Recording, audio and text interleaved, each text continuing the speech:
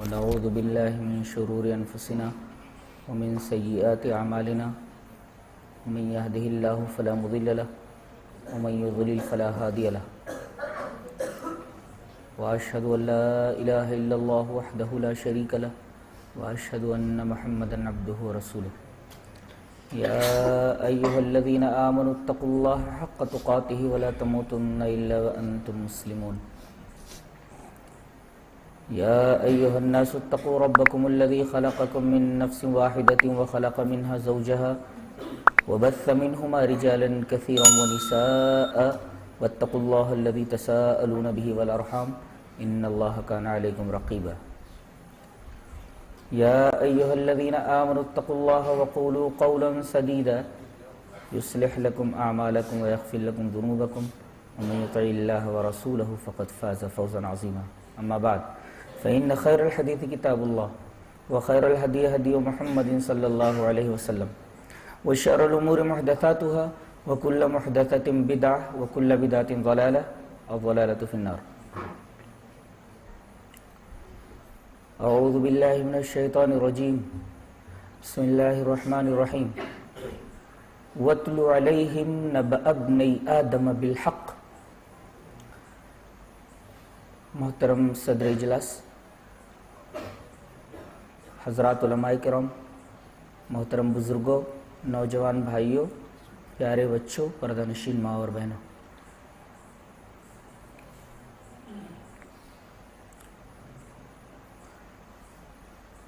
فن تاریخ کا کام بس اتنا ہی ہے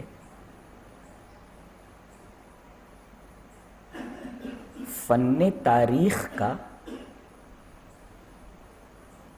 کام بس اتنا ہی ہے کہ وہ واقعات کو، حقائق کو انڈیمنشڈ، بلا کم و کاست، ایز اٹ از، من وعن بیان کر دے.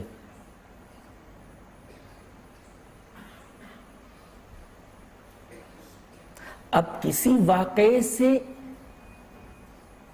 کیا نتائج برآمد ہوتے ہیں اور ان واقعات سے کسی فرد یا جماعت کے اوپر کیا اثرات مرتب ہوتے ہیں، یہ فن تاریخ کے دائرے سے باہر ہے. یہ فن تاریخ کا کام نہیں،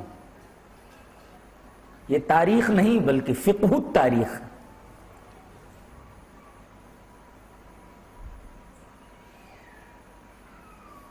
قرآن ہمیں بتاتا ہے کہ کوئی واقعہ بیان کیا جائے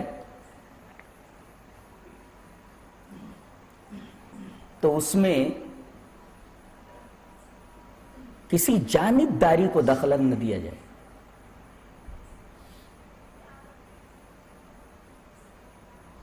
واقعے کو اس کے صحیح تناظر میں پیش کر دیا جائے. مثلاً آدم کے 2 بیٹوں کا واقعہ ہے، حابیل اور قابیل کا. قرآن حکیم خود یہ بتاتا ہے کہ اللہ اپنے رسول کو خطاب کر کے کہتا ہے وَاتْلُ عَلَيْهِمْ نَبَأَ ابْنَيْ آدَمَ بِالْحَقِّ. آپ آدم کے دونوں بیٹوں کا واقعہ حقیقت کی روشنی میں بیان کر دیجیے.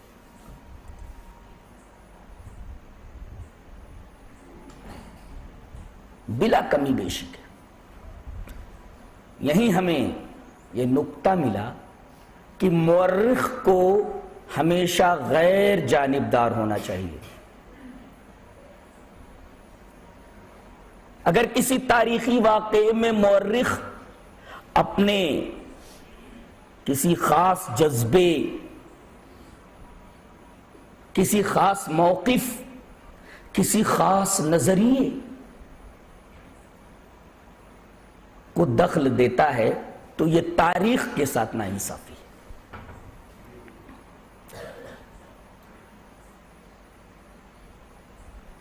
کربلا کے واقعے میں ایسا ہی ہوا ہے.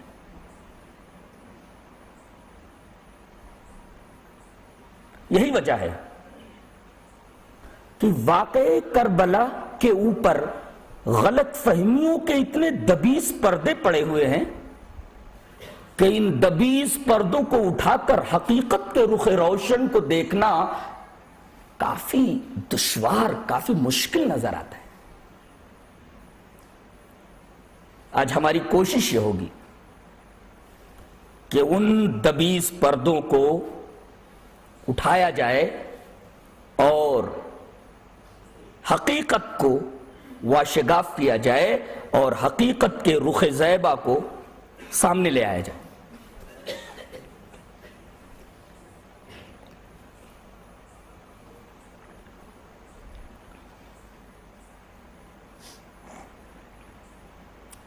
آئیے ذرا پیچھے چلتے ہیں۔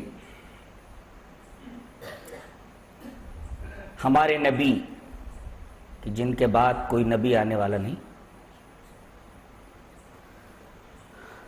جناب محمد رسول اللہ صلی اللہ علیہ وسلم،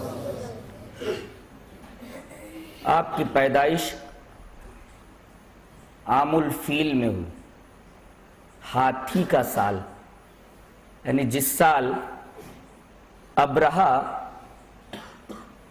ہاتھی سواروں کا ایک بڑا لشکر لے کر کعبہ کو ڈھانے کی غرض سے نکلا اور وادی محصر میں پہنچا تو اللہ تعالی نے چڑیوں کے غولوں کو بھیج کر کے اس پورے لشکر کو ہاتھیوں سمیت اسف معقول بنا دیا۔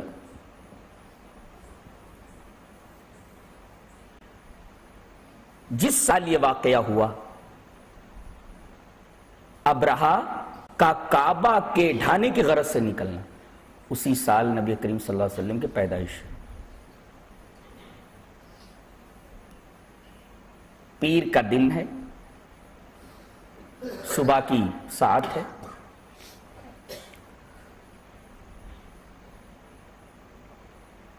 اور جب آپ 40 سال کے ہوئے تو آپ کو نبی بنایا گیا، آپ منصب نبوت پر سرفراز کیے گئے، سے سرفراز کیے۔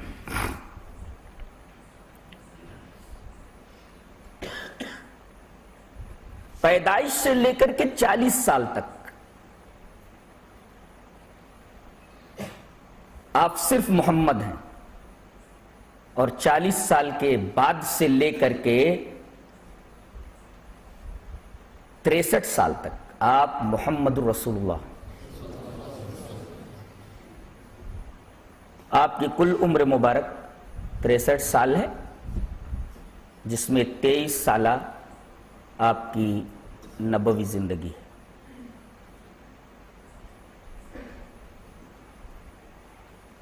ربیع الاول میں آپ کا انتقال ہوتا ہے،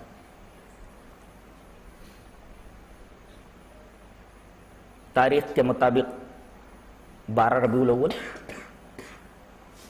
اس کے بعد زمام خلافت حضرت ابو بکر رضی اللہ تعالیٰ عنہ کے ہاتھوں میں آتی ہے۔ حضرت ابو بکر رضی اللہ تعالیٰ عنہ کی مدت خلافت کل 2 سال 3 مہینے 10 دن ہے۔ اس کے بعد زمام خلافت حضرت عمر رضی اللہ تعالیٰ عنہ کے ہاتھ میں آتی۔ آپ کی مدت خلافت کل 10 سال 6 مہینے 4 دن ہے۔ اس کے بعد زمام خلافت ہاتھ میں آتی ہے حضرت عثمان غنی رضی اللہ تعالیٰ عنہ کے ہاتھوں میں، جو نبی کریم صلی اللہ علیہ وسلم کے داماد محترم بھی ہیں۔ آپ کی مدت خلافت کل 15 سال ہے، اور 12 سال، اور سن 35 ہجری 16 ذی الحجہ کو بلوائیوں کے ہاتھوں آپ شہید ہوئے۔ اس کے بعد زمام خلافت ہاتھ میں آتی ہے حضرت علی رضی اللہ تعالیٰ عنہ کے ہاتھ میں. حضرت علی رضی اللہ تعالیٰ عنہ کی مدت خلافت کل 5 سال ہے. اور آپ کو سن 40 ہجری کے اندر حضرت عمر رضی اللہ تعالیٰ عنہ کو تو شہید کیا ابو لولو فیروز نے بحالت نماز، اور حضرت علی رضی اللہ تعالیٰ عنہ کو ابن ملجم نے قتل کیا. یہ واقعہ سن 40 ہجری کا ہے. حضرت حسن جو کہ آپ کے بڑے بیٹے ہیں، انہوں نے یہ سوچا کہ اپنے والد کو کوفہ سے مدینہ لائیں اور حضرت فاطمہ یعنی حضرت علی رضی اللہ تعالیٰ عنہ کی بیوی محترمہ ان کے بغل میں ان کو دفن کریں. صندوق میں حضرت علی رضی اللہ تعالیٰ عنہ کی لاش رکھی گئی، کافور ڈالا گیا، ایک اونٹ پر صندوق رکھ کر کے حضرت حسن رضی اللہ تعالیٰ عنہ مدینہ کی طرف چلے. راستے میں بنو طے کے علاقے میں جب پہنچے تو وہاں کے ڈاکوؤں نے یہ دیکھا کہ ایک آدمی اونٹ کے اوپر ایک بڑا سا صندوق لادے جا رہا ہے، لگتا ہے اس میں مال و منال کچھ زیادہ ہی ہے. انہوں نے اونٹ کو ان سے چھین کر کے اپنی راہ لی. حضرت علی رضی اللہ تعالیٰ عنہ کی لاش کا کیا ہوا آج تک کسی کو کچھ خبر نہیں ہے. رہا نجف اشرف میں حضرت علی کا مدفون ہونا، یہ تاریخی حقائق سے ثابت نہیں ہے، بلکہ اس جگہ تو مغیرہ ابن شعبہ رضی اللہ تعالیٰ عنہ دفن ہے. اگر رافضیوں کو معلوم ہو جائے تو وہاں دعا پڑھنے کے بجائے وہاں سنگباری کریں.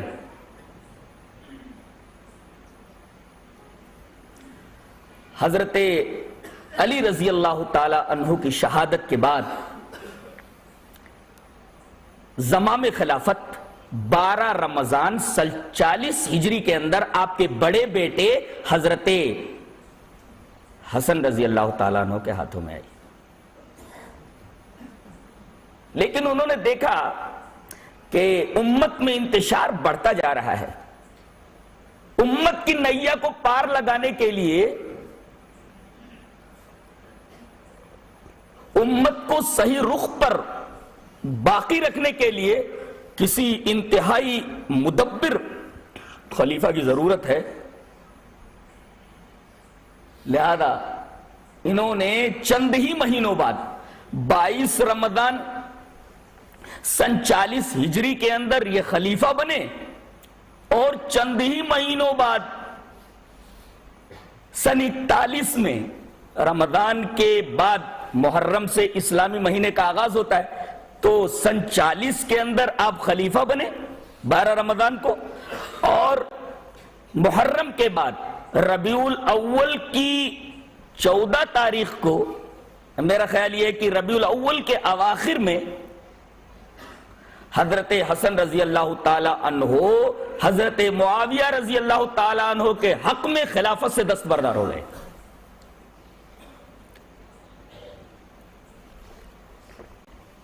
حضرت معاویہ رضی اللہ تعالیٰ عنہ کون ہیں؟ یہ ہجرت سے 17 سال پہلے پیدا ہوئے. یہ حضرت علی رضی اللہ تعالیٰ عنہ سے 6 سال چھوٹے ہیں. ان کے باپ کا نام ابو سفیان ہے جو مکہ کے سردار تھے اور ایک مشہور صحابی ہیں. اسی وجہ سے ان کو معاویہ ابن ابی سفیان کہا جاتا ہے.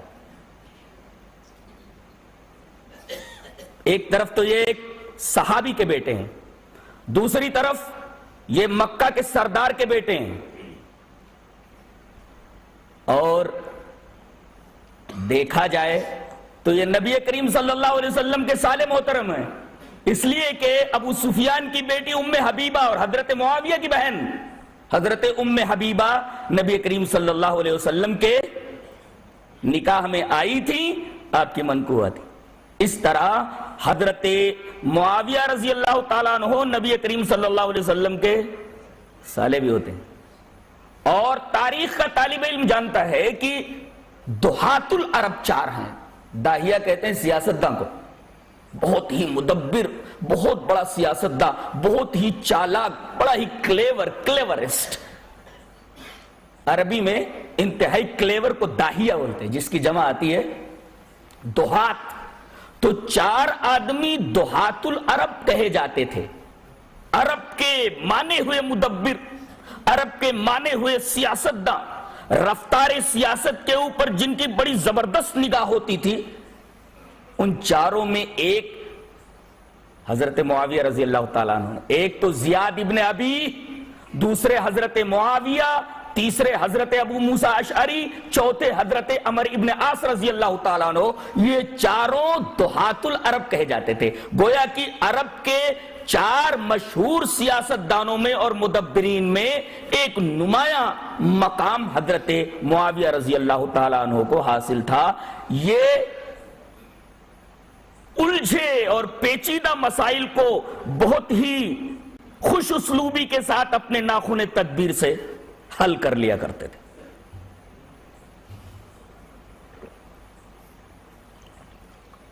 حضرت عمر رضی اللہ تعالیٰ عنہ کے زمانے میں انہیں شام کا گورنر بنایا گیا. عجیب بات تو یہ ہے کہ خلیفہ بننے سے 20 سال پہلے تک یہ شام کے گورنر رہے، اور خلیفہ بننے کے 20 سال تک بڑی آن بان اور انتہائی شوکت اور عظمت و جبروت کے ساتھ انہوں نے حکومت کی. کہیں کسی فتنے نے سر ابھارنا چاہا، کوشش یہ ہوئی کہ اس فتنے کو پوری طرح دبا دیا جائے، فتنے کو پوری طرح کچل دیا جائے.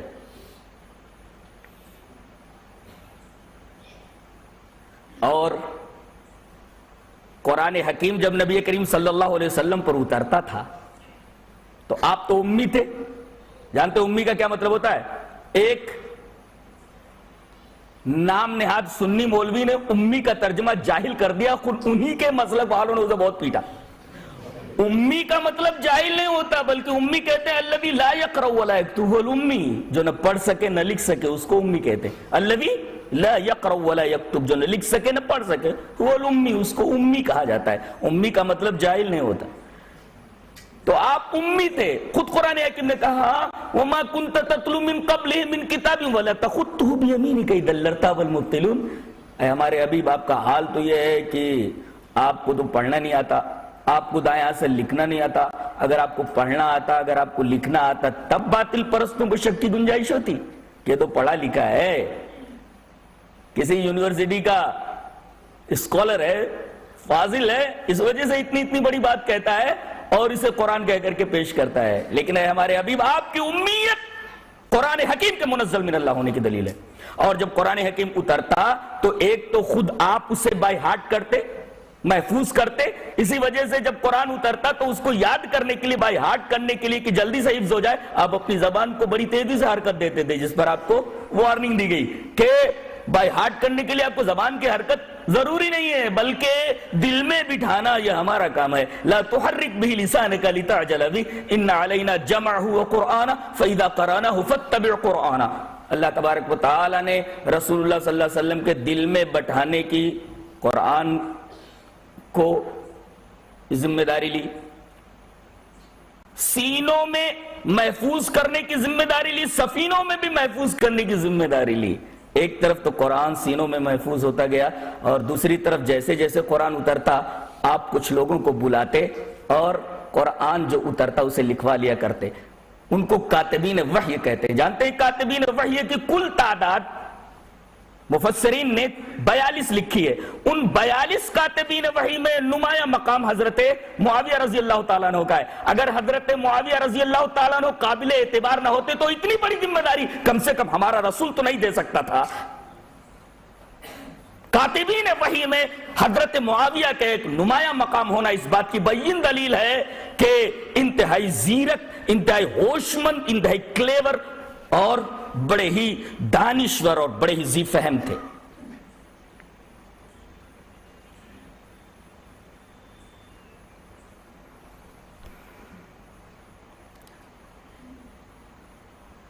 حضرت معاویہ رضی اللہ تعالیٰ عنہ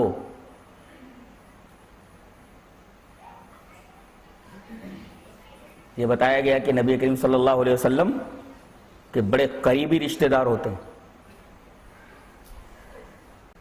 اور باگہرا تعلق ہے حضرت معاویہ کے گھرانے سے جناب محمد رسول اللہ صلی اللہ علیہ وسلم۔ یہاں ایک بات نوٹ ڈاؤن کرنے کے لائق ہے، ذہن نشین کیے جانے کے لائق ہے، وہ یہ ہے کہ حضرت حسین رضی اللہ تعالی عنہ نے سن 41 میں حضرت معاویہ رضی اللہ تعالی عنہ کے حق میں خلافت سے دستبرداری حاصل کر لی۔ یہ اس بات کی دلیل ہے کہ حضرت حسن رضی اللہ تعالی عنہ حضرت معاویہ رضی اللہ تعالی عنہ کو اپنا خلیفہ تسلیم کرتے تھے۔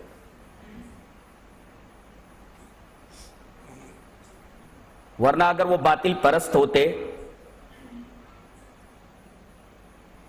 تو کبھی بھی حضرت حسن رضی اللہ تعالیٰ عنہ معاویہ کے حق میں خلافت سے دستبردار نہیں ہوتے تھے۔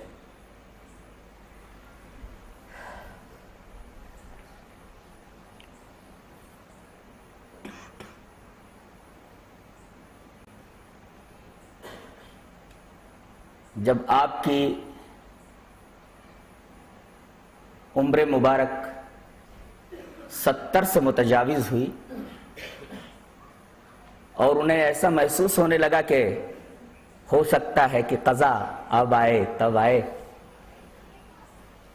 لیکن میرے اس دنیا سے چلے جانے کے بعد ایسا نہ ہو کہ امت میں طرح طرح کے فتنے اٹھ کھڑے ہوں، یہ خدشہ آپ کو اندر اندر کھائے جا رہا تھا۔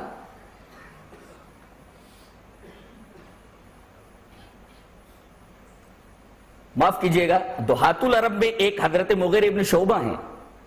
سن 51 کے اندر حضرت مغیرہ ابن شعبہ رضی اللہ تعالیٰ عنہ کی تحریک سے ہی حضرت معاویہ رضی اللہ تعالیٰ عنہ نے یزید کے تعلق سے ممالک اسلامیہ کے تمام صوبوں میں استصواب رائے کی مہم جاری فرما دی۔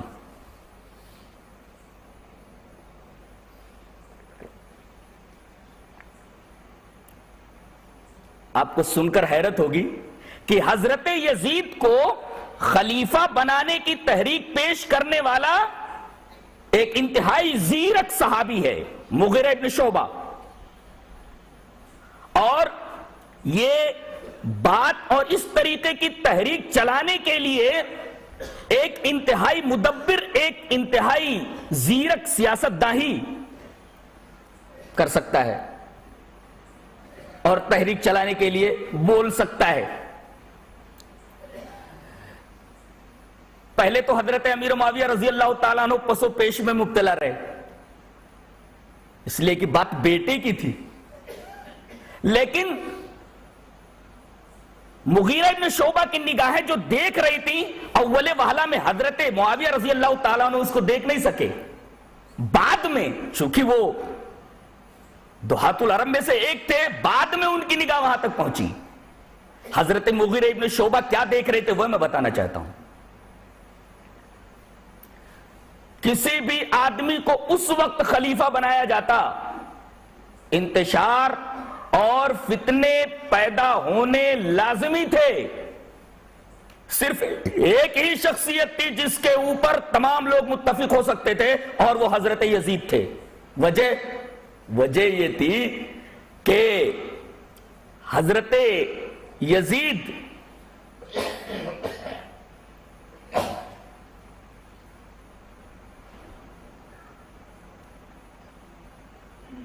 ان کا ننہالی رشتہ شام کے ایک بہت طاقتور قبیلے کلب سے تھا۔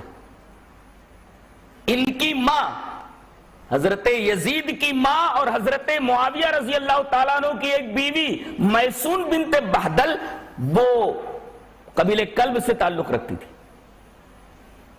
اور قبیلے کلب یہ شام کا ایک انتہائی مضبوط اور طاقتور قبیلہ تھا۔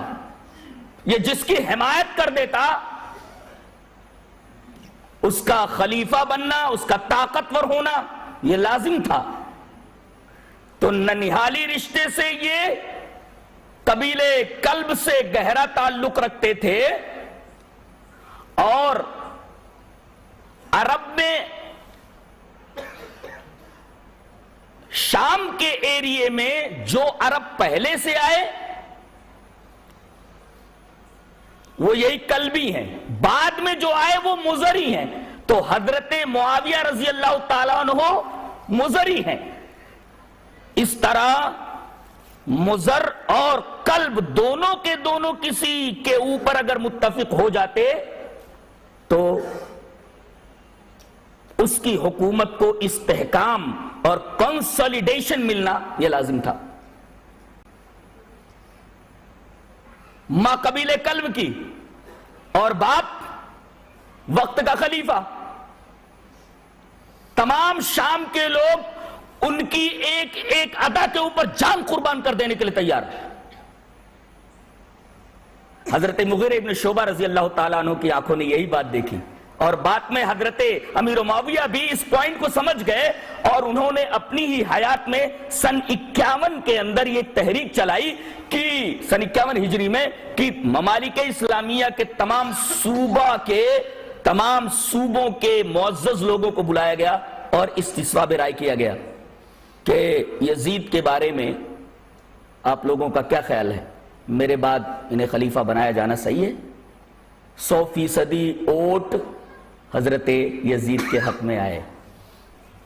میں یہ کہتا ہوں کہ اگر حضرت یزید شرابی تھے، کبابی تھے، عیش پرست تھے، اور جیسا کہ مرکز گریز لوگ، فتنہ پرداز لوگ اس شخص کے بارے میں اس طرح کی واہیات باتیں پھیلاتے رہتے ہیں، تو سوال یہ ہے کہ ممالک اسلامیہ کے تمام صوبوں کے گورنروں اور تمام صوبوں کے معززین کس طریقے سے یزید کی سربراہی پر اور خلافت پر متفق ہوتے؟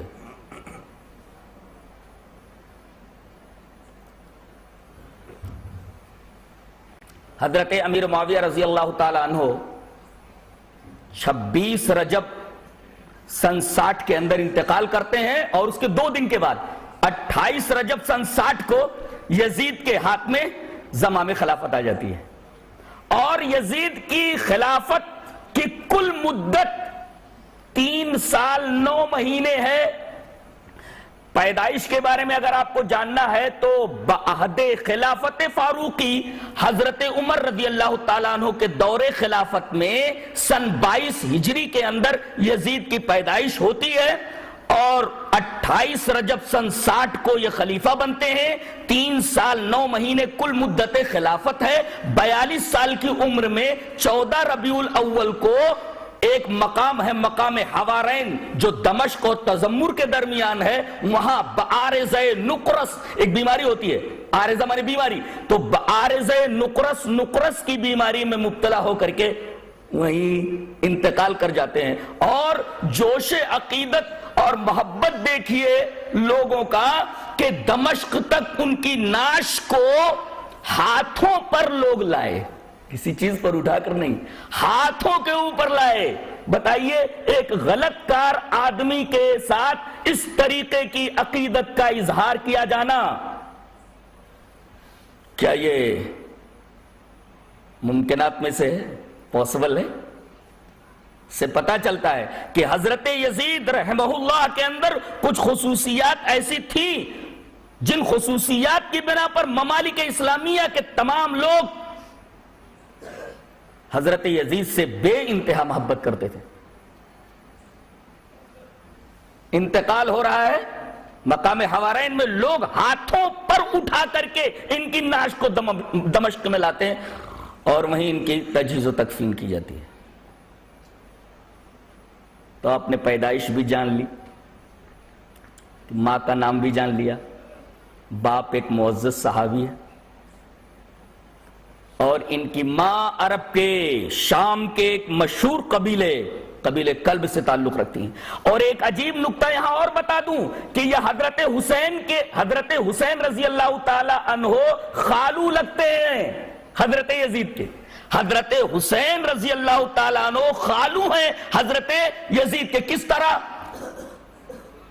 آپ کو ابھی معلوم ہوا کہ قبیلہ کلب کی میسون بنت بہدل جو خاتون ہے یہ یزید کی ماں ہیں، اور ان کی چچے زاد بہن رباب یہ حضرت حسین رضی اللہ تعالیٰ عنہ کی بیوی ہے۔ میسون بنت بہدل جو یزید کی ماں ہے، ان کی چچے زاد بہن ہے رباب جو حضرت حسین کی منقوہ ہے۔ اس طرح حضرت حسین رضی اللہ تعالیٰ عنہ حضرت یزید کے خالو ہوتے ہیں، اتنا قریبی تعلق ہے حضرت یزید کا حضرت حسین سے۔ اور ایک نکتہ اور بتا دوں، وہ سکینہ کا نام لے لے کر کے جو لوگ نوحہ کرتے ہیں، ماتم کرتے ہیں، یہ سکینہ حضرت حسین کی انہی بیوی رباب سے پیدا ہوئی ہیں جو قبیلہ کلب سے تعلق رکھتی ہیں اور حضرت میسون بنت بہدل کی چچیری ذات بہن ہوتی ہیں۔ اس رشتے سے حضرت حسین رضی اللہ تعالیٰ عنہ حضرت یزید کے خالو ہوتے ہیں۔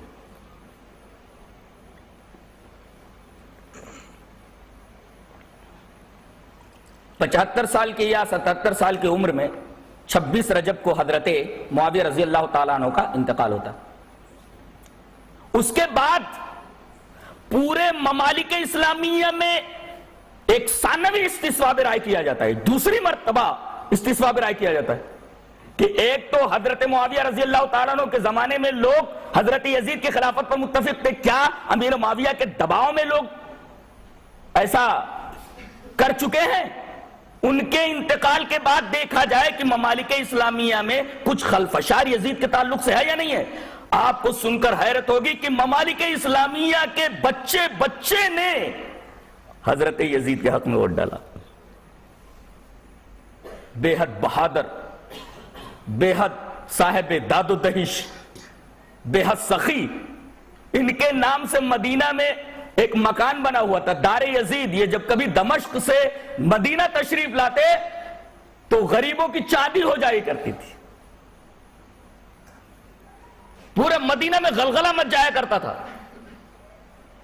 تو ایک طرف انتہائی سخی ہیں اور دوسری طرف شکار کے شاندار شوقین، اور اگر میرا حافظہ غلطی نہیں کر رہا ہے تو یہ پہلا شخص ہے جس نے چیتے کو شکار کرنے کے لیے سب سے پہلے ٹرین کیا ہے۔ بتائیے جو آدمی چیتے کو ٹرین کر کے شکار کرتا ہو اس آدمی کی بہادری کا کیا عالم ہوگا۔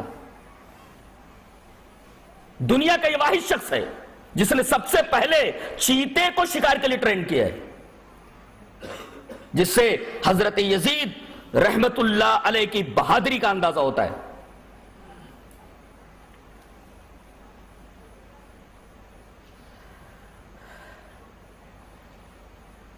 ممالک اسلامیہ کے تمام لوگوں نے، بچے نے آپ کی خلافت کو تسلیم کیا۔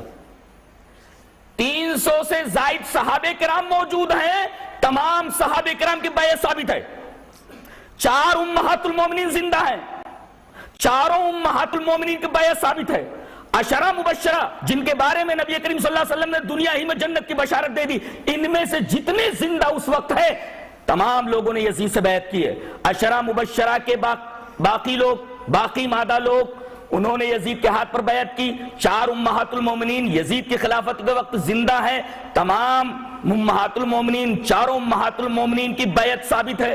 اصحاب بیعت رضوان جن کے بارے میں اللہ تبارک و تعالی نے ارشاد فرمایا لقد رضی اللہ عن المؤمنین اذ یبایعونک تحت الشجرہ، درخت کے نیچے جو تیرے ہاتھ کے اوپر بیعت کر رہے ہیں اللہ ان تمام سے راضی ہو گیا۔ اصحاب بیعت رضوان جتنے موجود ہیں تمام نے بیعت کی ہے حضرت یزید کے ہاتھ پر۔ عشرہ مبشرہ میں سے باقی لوگ جو زندہ تھے انہوں نے بیعت کی، اصحاب بیعت رضوان جو زندہ تھے انہوں نے بیعت کی، یہاں تک کہ بدریین جن کے بارے میں بخاری شریف میں یہ روایت موجود ہے کہ اللہ نے اصحاب بدر کو جھانک کر کے دیکھا اور کہا کہ اس کے بعد جو تم کرو گے، کچھ بھی کرو گے، اللہ اس پر مواخذہ نہیں کرے گا۔ بتائیے اصحاب بدر کا یہ مقام ہے، اور جتنے اصحاب بدر اس وقت زندہ تھے تمام کی بیعت ثابت ہے۔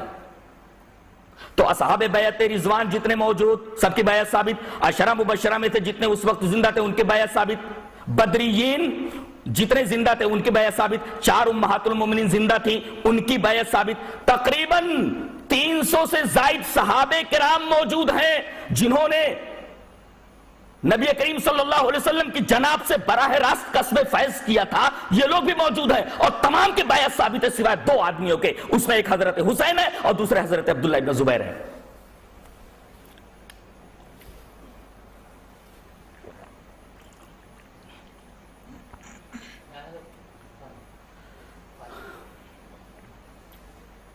اب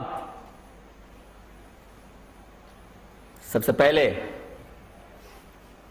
ہم حضرت یزید کو احادیث اور اقوال کی روشنی میں پرکھ کر آپ کے سامنے پیش کریں گے، اور اس کے بعد کربلا کے واقعے کی طرف مڑیں گے۔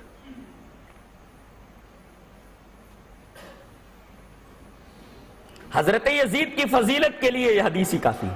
حدیث اس طرح: حدثنا اسحاق بن یزید الدمشقی حدثنا یحیی بن حمزة حدثني ثور بن یزید عن خالد بن معدان ان عمیر بن الاسود الانسی حدثه انه اتى عبادة بن الصامت رضی اللہ تعالی عنہ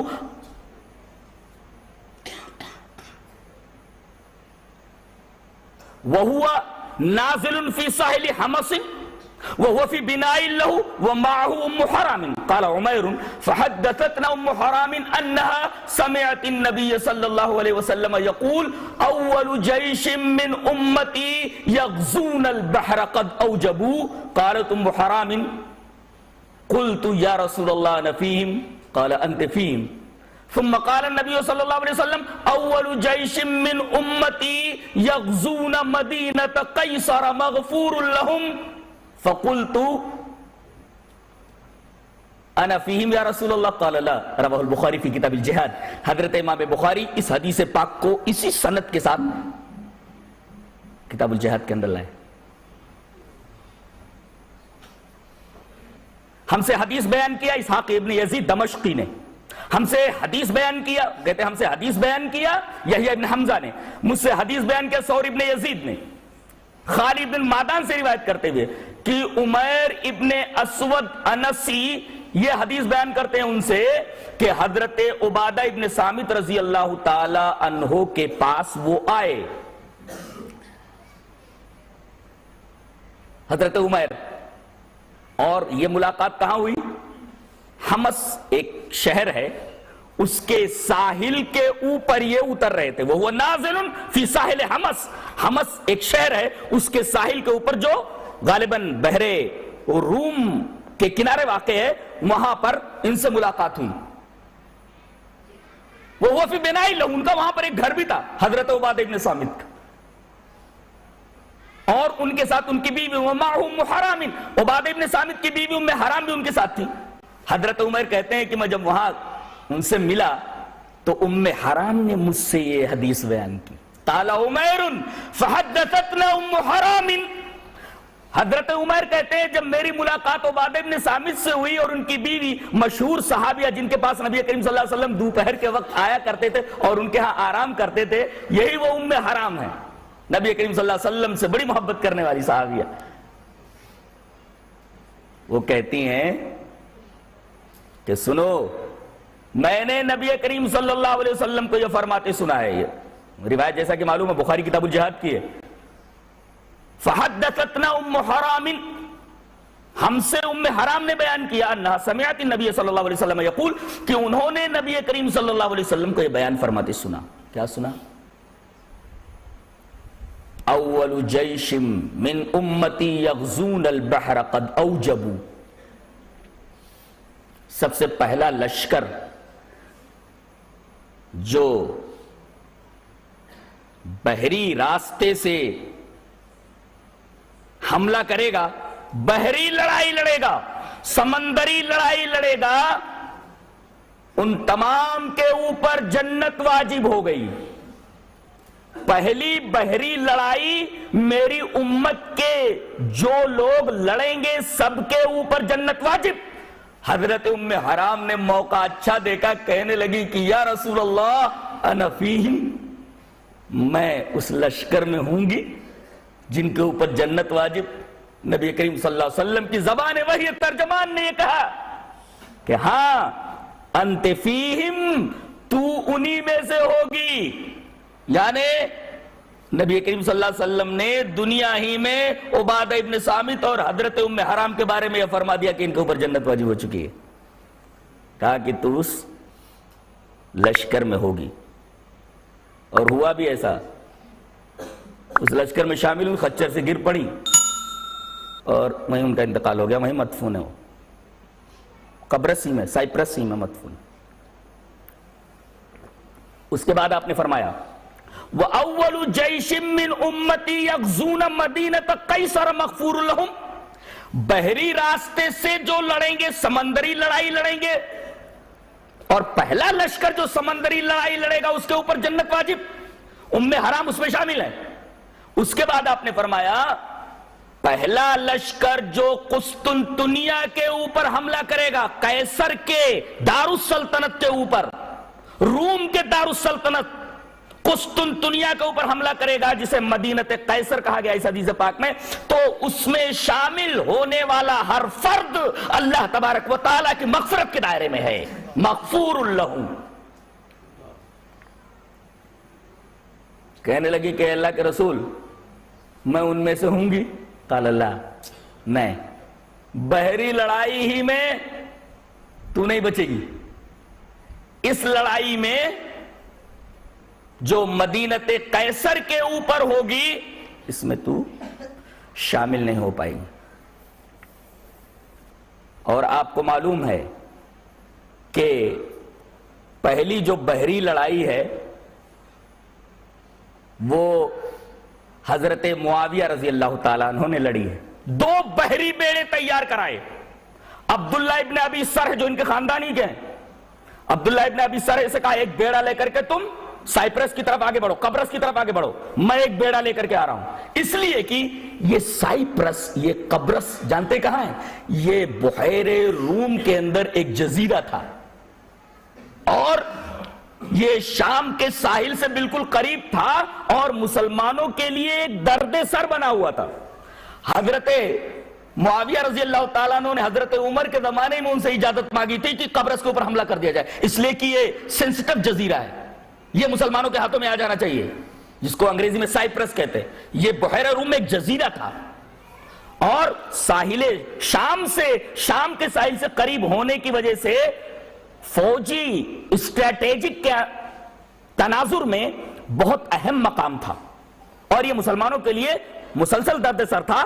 اور حضرت معاویہ کی نگاہ دور بھی برابر اس پوائنٹ کو تار رہی تھی، اسپائی کر رہی تھی. اجازت بھی مانگی، لیکن حضرت عمر رضی اللہ تعالیٰ نے ان کو ڈانٹ دیا اور یہ کہا کہ تیری ماں تجھ پر روئے، میں پسند نہیں کرتا کہ میرے درمیان اور مسلمانوں کے درمیان سمندر حائل ہو، سمندر کے ادھر ہی رہو. لیکن حضرت عثمان غنی رضی اللہ تعالیٰ عنہ کا جب دور مبارک آیا، آپ کے داماد محترم حضرت عثمان غنی سے جب حضرت معاویہ نے اجازت مانگی تو انہوں نے پہلے پسو پیش کیا، کہا کہ مجھ سے سینئر خلیفہ حضرت عمر نے جب تمہیں اجازت نہیں دی تو میں تم کو کیسے اجازت دے سکتا ہوں. لیکن انہوں نے موقع کی نزاکت کو سمجھا، اور حضرت معاویہ نے ان کو کافی سمجھایا. حضرت عثمان غنی رضی اللہ تعالیٰ عنہ نے اجازت دے دی چند شرائط کے ساتھ. اور اس طرح عبداللہ ابن ابی سرح کو ایک بیڑا دے کر کے کہا کہ قبرص کے اوپر حملہ کرو، اور ایک بحری بیڑا لے کر کے میں آ رہا ہوں. اسی میں حضرت عبادہ ابن صامت ہیں، حضرت ام حرام ہیں، اور سائپرس فتح کر لیا گیا، اور 7,000 دینار سالانہ دینا طے پایا. یہ حدیث پاک جو اسحاق ابن یزید دمشقی سے مروی ہے، پہلا راوی ہے، اس میں جو پہلا ٹکڑا ہے کہ بحری لڑائی میں جو مقدم رہیں گے ان سب کے اوپر جنت واجب ہوگی، یہ حضرت امیر معاویہ رضی اللہ تعالیٰ عنہ کے بارے میں، اس لیے کہ انہوں نے ہی قبرص کو فتح کیا ہے.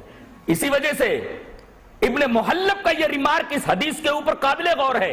قال المحلب فی ھذا الحدیث منقبۃ لمعاویہ لأنہ اول من غزا البحر ومنقبة لولده لأنه اول من غزا مدینہ قیصر. یہ ابن محلب کا تبصرہ ہے اس حدیث پاک کے اوپر، جس کا پہلا راوی اسحاق ابن یزید دمشقی ہے.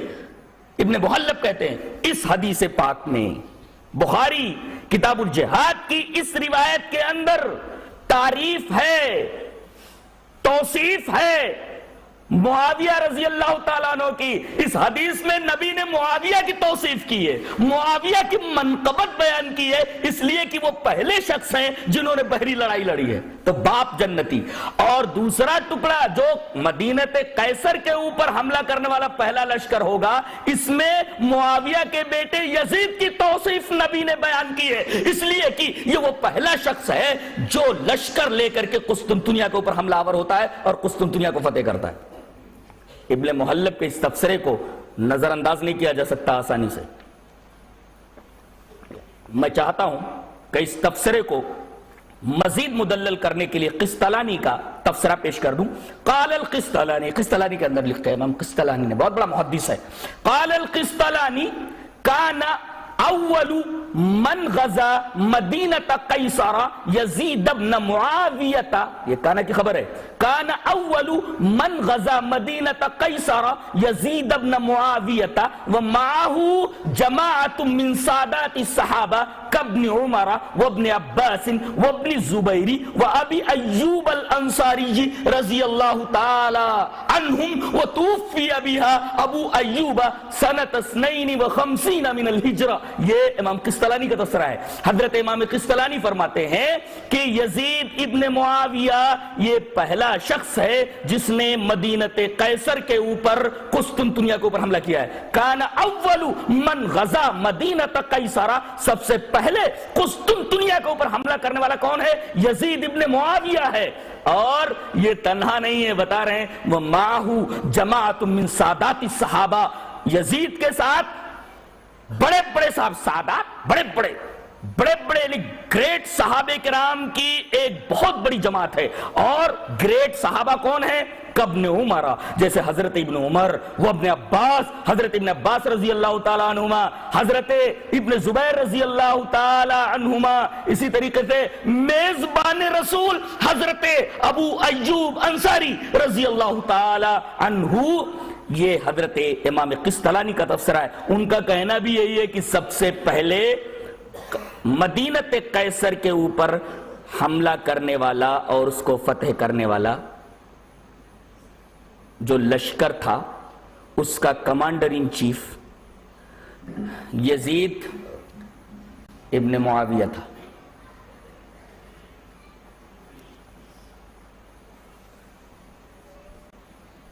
بعض لوگوں کو جنہیں فسانوں سے دلچسپی، حقیقت سے انہیں چڑ ہے،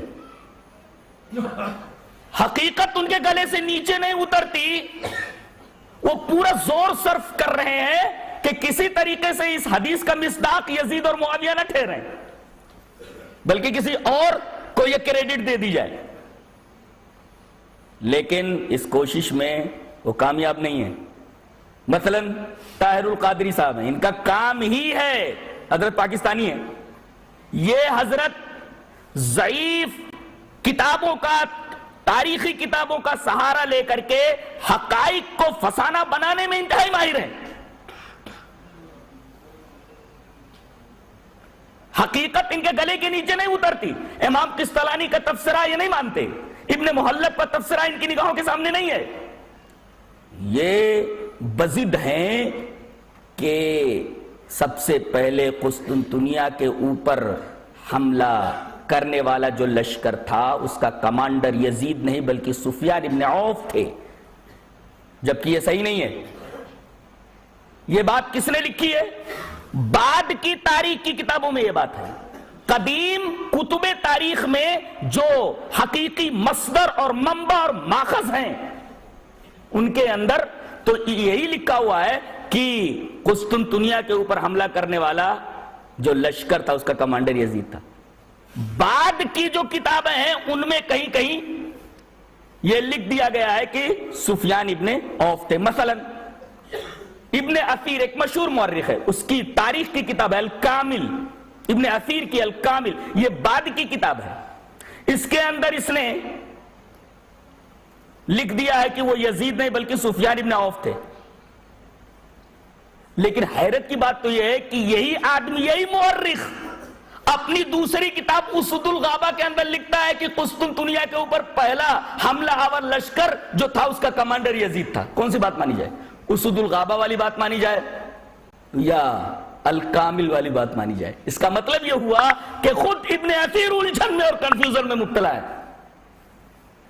اور کیوں نہ ہو کہ انہوں نے حقیقت کو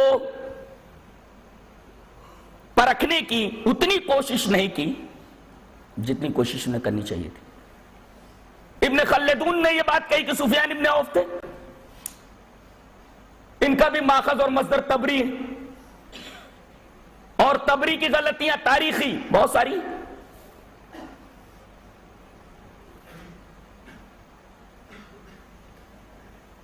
اور میں یہ کہوں گا کہ تاریخی واقعات اور حدیثی واقعات، ان میں زمین اور آسمان کا فرق ہوتا ہے۔ تاریخی واقعات کی سند میں جو راوی ہوتے ہیں ان کی چھان پھٹک اتنی نہیں ہوتی، رتبے ابھی سب قبول کر لیا جاتا ہے، لیکن حدیث کی سند میں جتنے راوی ہوتے ہیں خوب چھان پھٹک ان کی ہوتی ہے۔ لہذا تاریخی روایات اور حدیثی روایات میں زمین اور آسمان کا فرق ہے۔ اور حدیثی روایات اگر عقل کے اعتبار سے دیکھا جائے، نقل کے اعتبار سے دیکھا جائے، روایت کے اعتبار سے دیکھا جائے، درایت کے معیار پر جانچا جائے، تنقید کی خراج پر رکھا جائے، عقل کی خراج کے اوپر رکھا جائے، ہوش کی خراج کے اوپر رکھا جائے، تو پتہ یہ چلتا ہے کہ یزید ہی لشکر قسطنطنیہ کے کمانڈر ان چیف تھے۔ امام بخاری کے فقہات مشہور ہے، عجیب بات ہے کہ دو پیشین گوئیاں ہیں، ایک معاویہ کے لیے اور ایک خود یزید کے لیے، نام دونوں کا نہیں ہے، یزید کا بھی نام موجود نہیں ہے اور معاویہ کا نام بھی موجود نہیں ہے، لیکن امام بخاری رحمت اللہ علیہ اپنا مسلک بڑے دقیق اور بڑے پیارے انداز میں واضح کرنا چاہتے ہیں، اس لیے کہ سند جو لا رہے ہیں، سند کے اندر جو پہلا راوی ہے اس کے باپ کا نام یزید ہے، اور پھر ایک راوی لایا جاتا ہے جس کے باپ کا نام یزید ہے۔ حدثنا اسحاق بن یزید الدمشقی، اور یہ یزید کہاں کا رہنے والا ہے؟ دمشق کا۔ حضرت امام بخاری یہ کہنا چاہتے ہیں کہ ایک تو باپ کا نام یزید ہے، دوسرے یہ راوی دمشق کا رہنے والا ہے، یہ زیادہ سمجھتا ہے یا تم زیادہ سمجھتے ہو؟ کیا باریک انداز ہے کسی بات کو ثابت کرنے کا۔ حدثنا اسحاق بن یزید الدمشقی، سند کے اندر پہلا راوی جو ہے اس کے باپ کا نام یزید ہے، پھر تیسرا راوی جو ہے وہ بھی ایسا ہے کہ اس کے باپ کا نام بھی یزید ہے، حدثنی ثور بن یزید۔ گویا کہ امام بخاری اپنا مسلک بڑے پیارے انداز میں بیان کرنا چاہتے ہیں کہ میں بھی مانتا ہوں کہ پہلی پیشین گوئی کے مصداق حضرت معاویہ ہیں اور دوسری پیشین گوئی کے مصداق حضرت یزید رحمہ اللہ ہیں۔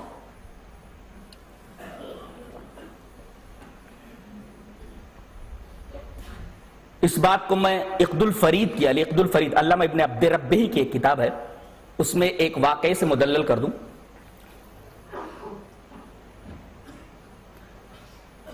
مدینہ میں کچھ خطرات منڈلا رہے تھے، نبی کریم صلی اللہ علیہ وسلم کو اس کا احساس تھا۔ آپ نماز پڑھنا چاہ رہے تھے اور آپ کی تمنا تھی کہ کاش کوئی میری حفاظت کے لیے یہاں آ جاتا اور میں سکون سے نماز ادا کر لیتا۔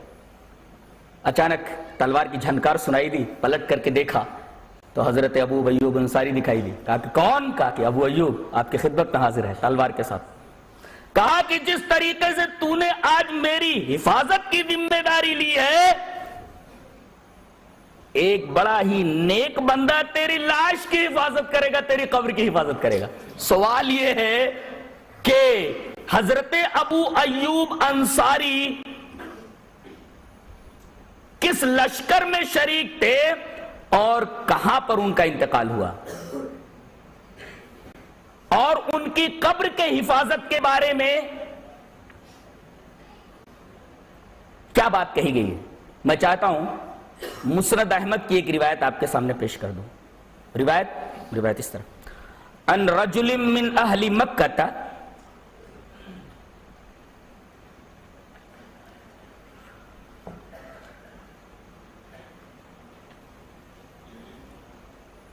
ان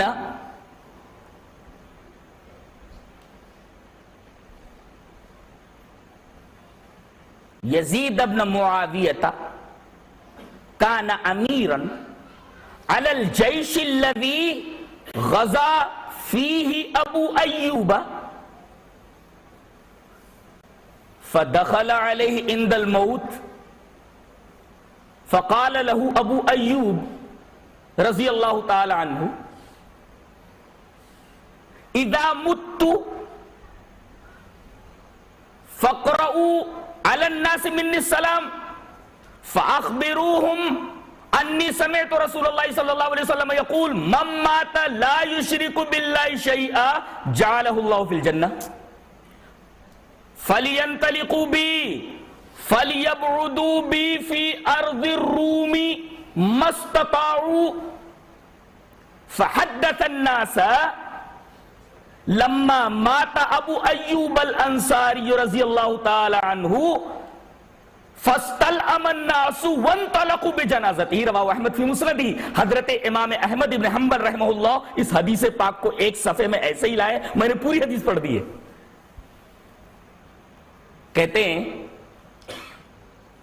راوی کہتا ہے کہ یزید ابن معاویہ اس لشکر کے امیر تھے. مسند احمد کی روایت. جس لشکر کے اندر حضرت ابو ایوب انصاری تھے. میں یہاں ایک چھپتا ہوا سوال کروں گا اور جو لوگ حقیقت کو فسانہ بنانے میں ماہر ہیں شریک ہونے پر بزد ہیں. کیوں بزد ہیں؟ اس لیے کہ ابو ایوب انصاری کا بھی مسلک یہ ہے کہ اس حدیث پاک میں جس آدمی کے بارے میں یہ پیشین گوئی کی گئی ہے وہ یزید ابن معاویہ نہ کہ کوئی دوسرا. لہذا یہ بچہ جس لشکر کا کمانڈر ان چیف ہے مجھے بھی اس کے اندر شرکت کرنا چاہیے. اور نبی کریم صلی اللہ علیہ وسلم نے اس لشکر کے ہر آدمی کے لیے مغفرت کی بشارت دی ہے. مغفور لہم کہا ہے تمام لوگوں کو. مجھے چاہیے کہ میں اس کے اندر شریک ہوں اگرچہ میری عمر اس لائق نہیں ہے کہ میں لشکر میں شریک ہو کر کے لڑائی کر سکوں. 80 سال کا بڈھا کیا لڑے گا؟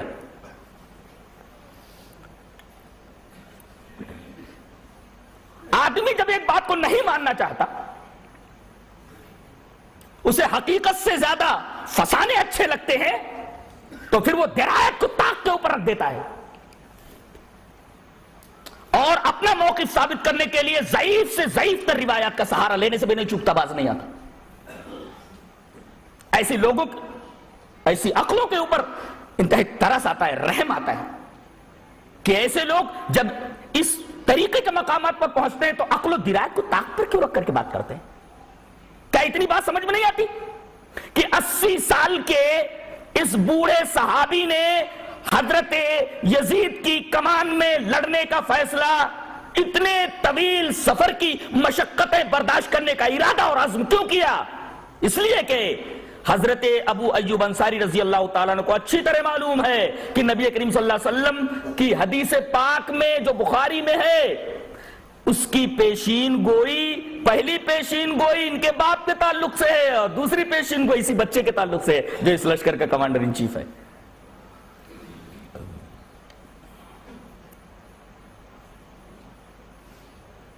قسطنطنیہ پہنچتے ہیں, وہیں انتقال ہو جاتا ہے. انتقال سے پہلے بلاتے ہیں.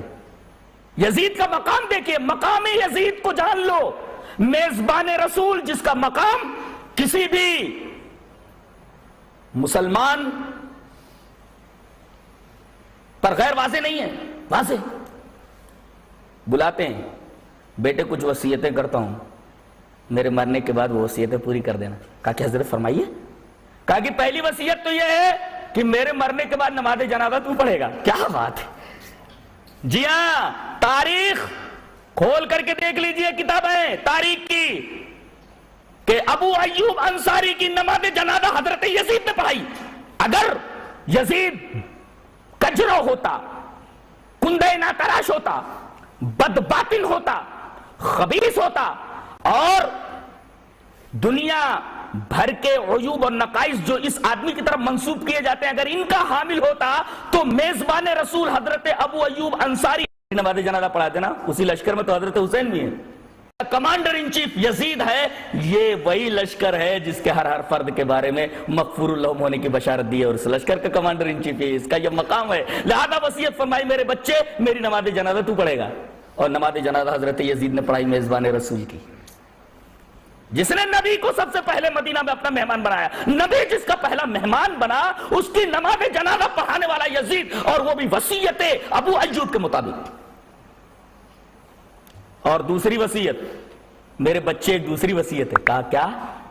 کہا کہ ارض روم میں مجھے جتنا ہو سکے فَلْيَبْعُدُونِي بِهِ فِي أَرْضِ الرُّومِ مَا اسْتَطَاعُوا، جتنی طاقت ہو، جتنی استطاعت ہو، مجھے دشمن کی زمین میں آگے لے جا کر کے دفن کرنا۔ کیا درد تھا، کیا پیار تھا اسلام سے صحابہ کرام کو۔ یقیناً اسی محبت اسلام کی وجہ سے، محبت رسول کی وجہ سے، اور اسلام پر جان چھڑکنے کے انداز کی وجہ سے صحابہ کرام کو مقام بلند عطا ہوا ہے، جو مقام بلند کسی کو عطا نہیں ہوا۔ تبھی تو زبان وحی ترجمان نے اس پوری جماعت کے بارے میں ایک وصیت فرمائی ہے۔ وصیت اس طرح، ان ابی ہریرہ رضی اللہ تعالی عنہ قال قال رسول اللہ صلی اللہ علیہ وسلم لا تسبوا اصحابی لا تسبوا اصحابی فوالذی نفسی بیدی لو ان احدکم انفق مثل احد ذهبا ما ادرک مد احدهم ولا نصیفہ، رواہ مسلم فی کتاب الفضائل۔ حضرت امام مسلم اس حدیث پاک کو ایسے کتاب الفضائل میں لائے، وہاں دیکھ لو یہ حدیث موجود حضرت ابو ہریرہ سے۔ حضرت ابو ہریرہ رضی اللہ تعالیٰ عنہ فرماتے ہیں کہ رسول اللہ صلی اللہ علیہ وسلم نے ارشاد فرمایا، میرے صحابہ کو برا بھلا مت کہو، میرے صحابہ کو برا بھلا مت کہو، یعنی میرے صحابہ یہ تنقید کی خراج پر نہیں لائے جا سکتے، یہ تنقید کی خراج سے بالا تر ہیں، ان کے اوپر نکتہ چینی نہیں کی جا سکتی، ان کو برا بھلا نہیں کہا جا سکتا، ان کے اوپر نقد ہی نہیں کیا جا سکتا۔ اسی حدیث کی روشنی میں اور اس حدیث سے ملتی جلتی آیات کی روشنی میں یہ اصول بنایا ہے محدثین نے کہ الصحابۃ کلہم عدول، تمام کے تمام صحابہ عدول ہیں، عدول ہیں، ان پر جرا نہیں ہوگی۔ مثلا سند ایسے ہوتی ہے، یروی المزنی، امام بخاری سند لاتے ہیں، یروی المزنی عن الشافعی عن مالک عن نافع عن ابن عمر عن نبی صلی اللہ علیہ وسلم۔ مزنی روایت کرتے ہیں اپنے استاد امام شافعی سے، امام شافعی روایت کرتے ہیں اپنے استاد امام مالک سے، امام مالک روایت کرتے ہیں اپنے استاد امام نافع سے، امام نافع روایت کرتے ہیں اپنے استاد حضرت عبداللہ ابن عمر سے۔ حضرت مزنی کے اوپر بحث ہوگی یہ کون ہے، ان کو تنقید کی خراج پر رکھا جائے گا، امام شافعی کو تنقید کی خراج پر رکھا جائے گا، تنقید کے معیار پر کس کر دیکھا جائے گا یہ ہے کون۔ مزنی کو تنقید کے معیار پہ کھڑا کیا جائے گا، تنقید کے کٹہرے میں کھڑا کیا جائے گا، امام شافعی کو تنقید کے کٹہرے میں کھڑا کیا جائے گا، امام احمد کو تنقید کے کٹہرے میں کھڑا کیا جائے گا، نافع کو تنقید کے کٹہرے میں کھڑا کیا جائے گا، امام مالک کو تنقید کے کٹہرے میں کھڑا کیا جائے گا، لیکن آگے جو راوی ہے ابن عمر، اس کو تنقید کے کٹہرے میں کھڑا نہیں کیا جا سکتا، اس لیے کہ نبی نے فرمایا کہ میرے صحابہ تنقید سے بالا تر ہیں، ان کے اوپر کوئی انگلی نہیں اٹھا سکتا۔ لا تسبوا اصحابی، میرے صحابہ کو برا بھلا مت کہو، ان کے اوپر تنقید مت کرو، یہ عدول ہیں۔ اور پھر آپ نے ریپیٹ فرمایا لا تسبوا اصحابی، میرے صحابہ کو برا بھلا مت کرو۔ مقام بتایا گیا، مقام فوالذی نفسی بیدہ، قسم ہے اس ذات کی جس کے ہاتھ میں میری جان ہے۔ قبضہ قدرت ترجمہ کرنے کی ضرورت نہیں، اس لیے کہ ہم اللہ تبارک و تعالیٰ کی صفات کو جس طریقے سے ثابت ہے اسی طریقے سے مانتے ہیں، بلا تکییف، بلا تجسیم، بلا تشبیہ اور بلا تعطیل۔ اس ذات کی قسم جس کے ہاتھ میں میری جان ہے، تم میں سے اگر کوئی احد پہاڑ کے برابر بھی سونا خرچ کر دے اور میرا صحابی آدھا سیر جو خرچ کر دے، تو احد پہاڑ کے برابر تمہارا سونا خرچ کرنا یہ آدھے سیر جو خرچ کرنے کے مقابلے میں بالکل ہیچ ہے۔ یعنی صحابی احد پہاڑ کے برابر، تو بڑے بڑے امام، بڑے بڑے پیر آدھے سیر جو کے برابر ہیں۔ یہ مقام یہ اماموں کا مقام ہے صحابہ کے بارے میں۔ ارے ان کو صحابہ کے مقابلے میں نہیں کھڑا کیا جا سکتا، نبی کے مقابلے میں کھڑا کیا جانا تو بہت دور کی بات ہے۔ ان کو صحابہ کرام کے مقابلے میں نہیں کھڑا کیا جا سکتا، نبی تو بہت دور کی بات ہے۔ اگر صحابی احد پہاڑ کے برابر ہے تو امام صاحب، پیر صاحب آدھا سیر، کہاں احد پہاڑ۔ میرا خیال ہے اب تک دنیا میں مشین نہیں بنی ہے کہ احد پہاڑ کا وزن بتا سکے، لہذا صحابہ کرام کا وزن نہیں بیان کیا جا سکتا۔ اسی وجہ سے کہا جاتا ہے کہ وہ معصوم تو نہیں ہے مگر محفوظ ہیں، معصوم نہیں ہے مگر محفوظ ہیں۔ اور ایک نکتہ یہیں اور بتا دوں کہ یہ اتنی پیاری جماعت ہے، اتنی مقدس جماعت ہے کہ رسول اللہ صلی اللہ علیہ وسلم اور پوری امت مسلمہ کے درمیان ایک لنک کی حیثیت رکھتے ہیں، ایک واسطے کی حیثیت۔ یہ واسطہ ہٹ جائے تو ہمارا تعلق رسول سے کٹ جاتا ہے۔ یہ اتنی بڑی جماعت ہے، یہ صحابہ کرام کا مقام ہے۔ سداد آپ مقام صحابہ اور کیا سمجھو گے؟ اتنی بات اگر یاد رہ جائے مقام صحابہ سمجھ میں آتا ہے۔ اگر یہ لنک، یہ واسطہ بیچ سے ہٹ جائے تو ہمارا تعلق جناب محمد رسول اللہ صلی اللہ علیہ وسلم سے کٹ جاتا ہے۔ اور جناب محمد رسول اللہ صلی اللہ علیہ وسلم سے ہمارا واسطہ کٹنے کا مطلب ہے کہ قرآن سے ہمارا رابطہ ختم ہو جائے اور احادیث رسول سے ہمارا رابطہ ختم ہو جائے۔ یہ مقام ہے۔ اور اس مقدس جماعت کی نظیر پر، اس مقدس جماعت کی مثیل پر نہ تو کوئی سورج طلوع ہوا ہے نہ کبھی چاند طلوع ہوا۔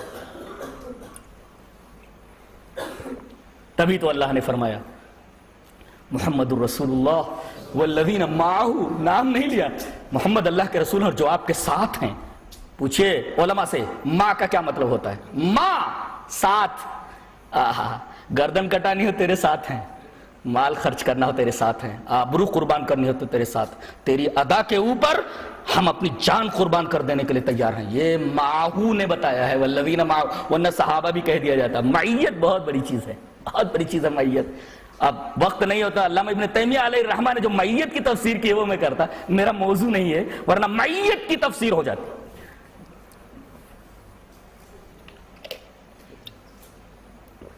اور آخر میں فیصلہ سنا دیا گیا، وعد اللہ الذین آمنوا وعملوا الصالحات منہم مغفرۃ واجرا عظیما۔ لہذا اب صحابہ کرام کے اوپر تنقید نہیں ہوگی۔ یہ جماعت ایسی ہے جو تنقید سے بالاتر ہے۔ اسی میں حضرت امیر معاویہ رضی اللہ تعالیٰ عنہ بھی۔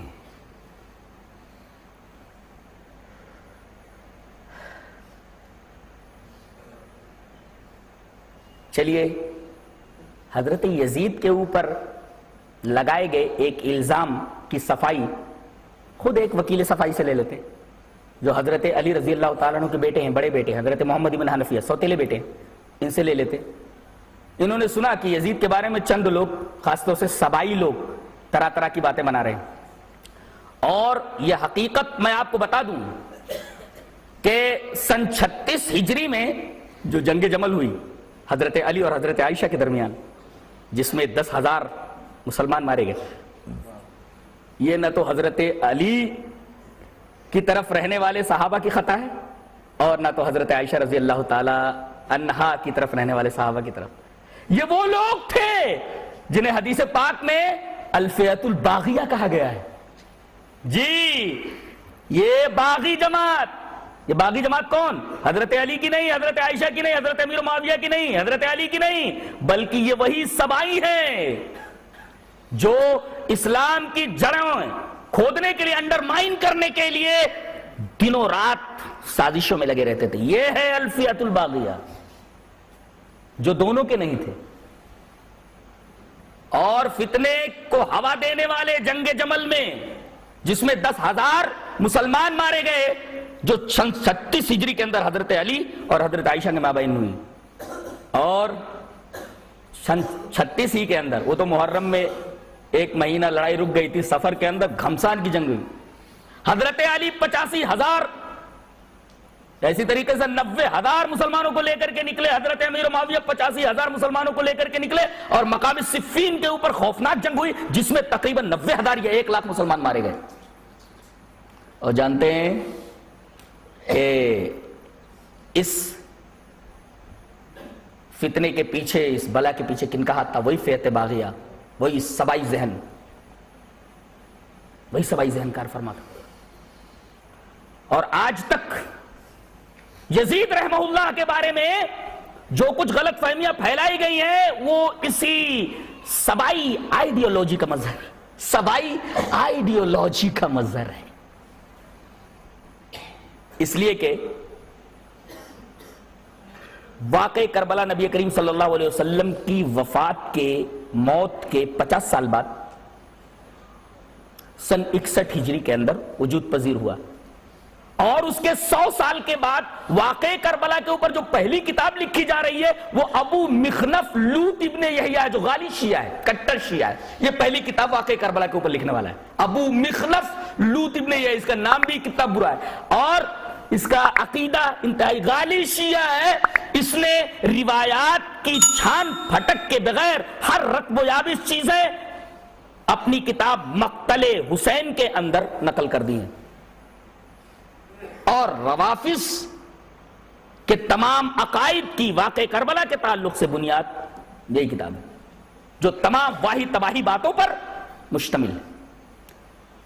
یہ تو رحم فرمایا اللہ تبارک و تعالی حافظ ابن تیمیہ علیہ الرحمہ اور ان کے شاگرد رشید، مشہور مورخ، مشہور مفسر حضرت عماد الدین ابن کثیر، جن کی مشہور کتاب البدایہ والنہایہ جو تاریخ کی مشہور کتاب ہے اور بڑی محققانہ کتاب ہے، چند جگہوں کو چھوڑ کر کے میرا خیال یہ ہے کہ تاریخ میں ایک شاندار کتاب ہے، عربی سے اب اردو میں اس کا ترجمہ ہو چکا ہے، اور میرا خیال ہے کہ ہر تاریخ سے دلچسپی رکھنے والے طالب علم کو، تاریخ اسلام سے، اسلام کی ہسٹری سے دلچسپی رکھنے والے طلباء کو اور مسلمانوں کو یہ کتاب ضرور پڑھنی چاہیے۔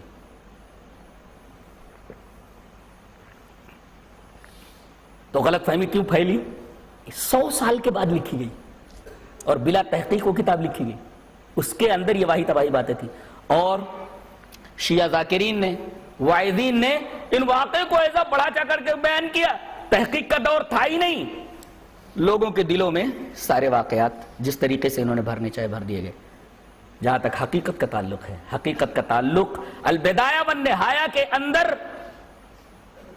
آ کر کے ہم دیکھ لیں، علی رضی اللہ تعالیٰ عنہ کے بیٹے محمد ابن حنفیہ، ان کے پاس جب کچھ سبائیوں کی طرف سے اڑتی اڑتی خبر آئی کہ یزید کے اندر یہ عیوب ہیں، یزید کے اندر یہ نقائص ہیں، البدایہ والنہایہ کھول کر کے دیکھیں، لکھا ہوا ہے ما رأیت منہ ما تذکرون، جو تم بیان کرتے ہو ایسا تو کچھ بھی میں نے نہیں دیکھا اس سے، ما رأیت منہ ما تذکرون، جو تم بیان کر رہے ہو ایسا کچھ تو اس کی طرف سے میں نے نہیں دیکھا، وقد حضرتہ، میں تو اس کے پاس رہا بھی ہوں، واقمت عندہ، اس کے پاس میں نے قیام کیا ہے، بہت دنوں تک رہا ہوں، میں نے تو اس کے برعکس دیکھا ہے، کیا دیکھا؟ رأیتہ مواظبا علی الصلاۃ متحریا للخیر یسأل عن الفقہ ملازما للسنہ، البدایہ والنہایہ کی عبارت، جو تم بیان کر رہے ہو ایسا کچھ بھی نہیں دیکھا میں نے اس کی طرف سے، میں تو اس کے پاس حاضر ہوا ہوں، ان کے پاس قیام کیا ہے میں نے تو اس کو نماز کا پابند دیکھا اور خیر کا متلاشی دیکھا، خیر کا تلاش کرنے والا دیکھا، یسأل عن الفقہ، مسائل شریعت میں دلچسپی رکھنے والا دیکھا، اس لیے کہ دلچسپی کون لیتا ہے؟ جو سوال کرتا ہے۔ یسألو کا ترجمہ میں نے دلچسپی سے کیا ہے، اس کا مطلب یہ ہوتا ہے محقق جو ہوتا ہے وہی ہوتا ہے جس کے اندر دلچسپی پیدا ہو، مقلد کے اندر دلچسپی نہیں ہوتی، آن دے رتب و یابس مان لے، آن دے مان لے۔ یسأل عن الفقہ، مسائل شریعت کے بارے میں دلچسپی رکھنے والا، دلچسپی رکھے گا تو سوال کرے گا، دلچسپی ہوگی تو سوال کرے گا، سوال کرتا ہے مسائل شریعت کے بارے میں، اور ملازما للسنہ، سنتوں کو تلاش کر کے اس کے اوپر لزوم برتنے والا، سنت مل گئی اس کو پکڑ لیا، مضبوطی سے پکڑنے والا۔ یہ محمد ابن حنفیہ جو حضرت علی رضی اللہ تعالیٰ عنہ کے بیٹے ہیں، ان کی یہ شہادت ہے، ان کی یہ صفائی۔ امام غزالی تو سب کے نزدیک مسلم ہے، ہر مسلک کے لوگ مانتے ہیں ان کو، وفیات العیان کے اندر ان کا قول منقول ہے، ما صح قتلہ للحسین ولا امرہ ولا رضاہ بذلک، وفیات العیان، وفیات العیان کھول کر کے دیکھیے، امام غزالی رحمۃ اللہ علیہ کے یہ تبصرہ حضرت یزید کے تعلق سے موجود ہے، کچھ صحیح نہیں ہے بولتے، ما صح، کچھ صحیح وہی نہیں ہے، کیا صحیح نہیں ہے؟ قتلہ للحسین کی یزید نے حسین کو قتل کیا ہے. ارے قتل کرنا تو دور کی بات ہے، ولا امرہ، ہم حکم بھی نہیں دیا کہ قتل کرو، اور حکم دینا تو دور کی بات ہے، ولا رضا بذالک. اس قتل کے اوپر یزید کی رضامندی بھی ثابت نہیں ہے. اور جو کوئی ایسی بات کہتا ہے وہ فسانہ بیان کر رہا ہے، حقیقت سے دور ہے، صحت اور درایت سے دور ہے. ما صح قتلہ للحسین ولا امرہ ولا رضا بذالک وفیۃ العیان.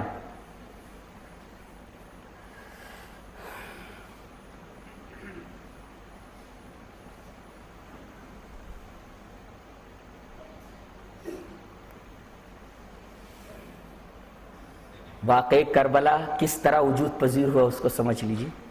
میں نے بتایا کہ سن 60 کے اندر جب استصواب رائے کرایا گیا تو ممالک اسلامیہ کے بچے نے حضرت یزید کو ووٹ دیا، سوائے 2 لوگوں کے.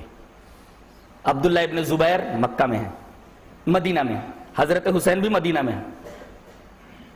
مدینہ کے گورنر کے پاس یہ خبر بھیجی جاتی ہے کہ تمام لوگوں نے، تمام صحابہ کرام نے بیعت کر لی ہے. حسین بھی بیعت پر آمادگی ظاہر کرتے ہیں، عبداللہ ابن زبیر سے بھی بیعت لے لو تاکہ خلفہ شار نہ ہو. پہلے تو حضرت حسین کہتے ہیں بیعت کر لوں گا، عبداللہ ابن زبیر بھی کہتے ہیں مجھے سوچنے کا موقع دو، سوچنے کا موقع دو. کیا کرنا چاہیے تھا ان کو؟ سوچنے کے بعد بیعت کرنی تھی. راتوں رات بھاگ گئے دونوں. حضرت حسین بھی اور حضرت عبداللہ ابن زبیر بھی دونوں نے مدینہ کو چھوڑ دیا، شہر رسول کو چھوڑ دیا انہوں نے. کیوں؟ سوال پیدا ہوتا. حضرت حسین رضی اللہ تعالیٰ عنہ راتوں رات مدینہ سے نکل بھاگے، حضرت عبداللہ ابن زبیر بھی راتوں رات مدینہ سے نکل گئے اور یہ پہنچے وہاں. تبری کی روایت کے مطابق فنزل الحسین دار العباسی، حضرت حسین رضی اللہ تعالیٰ عنہ تو ابن عباس کے گھر میں مقیم ہو گئے، وہاں اتر گئے اور بڑا اعزاز و اکرام کیا حضرت عبداللہ ابن عباس نے. اور عبداللہ ابن زبیر یہ حرم میں گھس گئے. انہوں نے کہا میں عائز بالبیت ہوں، میں خانہ کعبہ کا پناہ گزین ہوں، ریفیوجی ہوں، میں خانہ کعبہ کو اپنا پناہ گاہ مانتا ہوں، اپنی پناہ گاہ مانتا ہوں. عائز بالبیت انہوں نے کہا. وہ تو حضرت ابن عباس کیا ٹھہر گئے اور یہ حرم میں ٹھہر گئے اور عائز بالبیت اپنے آپ کو کہنے لگے. مرکز گریز لوگ، مرکز سے نفرت کرنے والے لوگ، شرپسند لوگ، سر فہرست سبائی جو کوفہ میں بھرے ہوئے تھے، انہوں نے جب یہ دیکھا کہ حضرت حسین نے بیعت نہیں کی، مدینہ سے نکل کر کے مکہ آ گئے ہیں، بہت خوش ہوئے. ایک پوائنٹ ملا انہیں شرنگیزی کرنے کا اور فتنہ پھیلانے کا. فوراً خطوط کے سلسلے جاری ہوئے. تقریباً 150 آدمی یکے بعد دیگرے حضرت حسین کے پاس آئے مکہ کے اندر، اور ہر آدمی جو آتا تھا کم سے کم 2-3 خط تو ضرور لاتا تھا. اور تاریخ کی کتابوں میں لکھا ہے، البدایہ والنہایہ اٹھا کر دیکھیے کہ اتنے خطوط آئے، 150 آدمی آئے اور ہر آدمی 2-3 خطوط لے کر آتا تھا. بڑے بڑے 2 تھیلے خطوط کے بھر گئے اور ہر ایک میں یہی لکھا رہتا تھا آپ نواسہ رسول ہے، آپ علی کے بیٹے ہیں، آپ کے مقابلے میں یزید کی کیا حیثیت ہے، آپ آئیے، ہم آپ کا ساتھ دینے کے لیے تیار ہیں، آپ کے اوپر ہم قربان ہونے کے لیے تیار ہیں. باپ کو تو زندگی میں رلایا اور یہ سبائی اب بیٹے کو بھی پھنسانے کے چکر میں زندگی بھر حضرت علی کو رلاتے رہے. حکومت کی نرم پالیسی دیکھیے. یہ فتنہ انگیزی مکہ کے جو گورنر ہیں ان کی نگاہوں سے چھپی نہیں ہے، دیکھ رہے ہیں وہ عمر ابن سعید، لیکن چشم پوشی کر رہے ہیں اس لیے کہ نواسہ رسول ہے. حکومت کی نرم پالیسی اس بات کی دلیل ہے کہ حضرت یزید نے کوئی زور زبردستی ان کے ساتھ نہیں کی. کوفہ کے فتین آ رہے ہیں، شرپسند آ رہے ہیں، حکومت کو ایک ایک بات کی خبر ہے، لیکن حکومت کی پالیسی ان کے حق میں ہمیشہ نرم رہی. بات یزید تک پہنچی. یزید نے حضرت ابن عباس رضی اللہ تعالیٰ عنہ کے پاس خط لکھا، کہا کہ میں جہاں تک سمجھتا ہوں کہ کوفی شرپسند لوگ، مرکز گریز لوگ یہ امت مسلمہ میں انتشار پھیلانے کے در پہ ہیں، سازشیں کر رہے ہیں، اور کہیں حسین رضی اللہ تعالیٰ عنہ اس فتنے کا پیش خیمہ نہ بن جائیں، لہذا ان کو سمجھایا جائے۔ حضرت ابن عباس رضی اللہ تعالیٰ عنہ نے ان کو بہت سمجھایا، حضرت عبداللہ ابن زبیر کو سمجھایا۔ تب ابن عمر جو سنت رسول کے اوپر سختی سے عمل کرنے والے تھے، انہوں نے اس کو تفرقے سے تعبیر کیا، فتنے سے تعبیر کیا، تبھی تو ان دونوں کو اللہ سے ڈرنے کی تلقین کی۔ تمام صحابہ کرام کا یزید کے ہاتھ پر بیعت کرنا، ابن عمر کا حسین کو سمجھانا، عبداللہ ابن زبیر کو سمجھانا، ابن عباس کا سمجھانا، یہ اس بات کی دلیل ہے کہ سارے صحابہ یہ سمجھتے تھے، سارے لوگ یہ سمجھتے تھے کہ حضرت حسین اس معاملے میں صحیح روٹ پر نہیں ہے، صحیح راستے پر نہیں ہے۔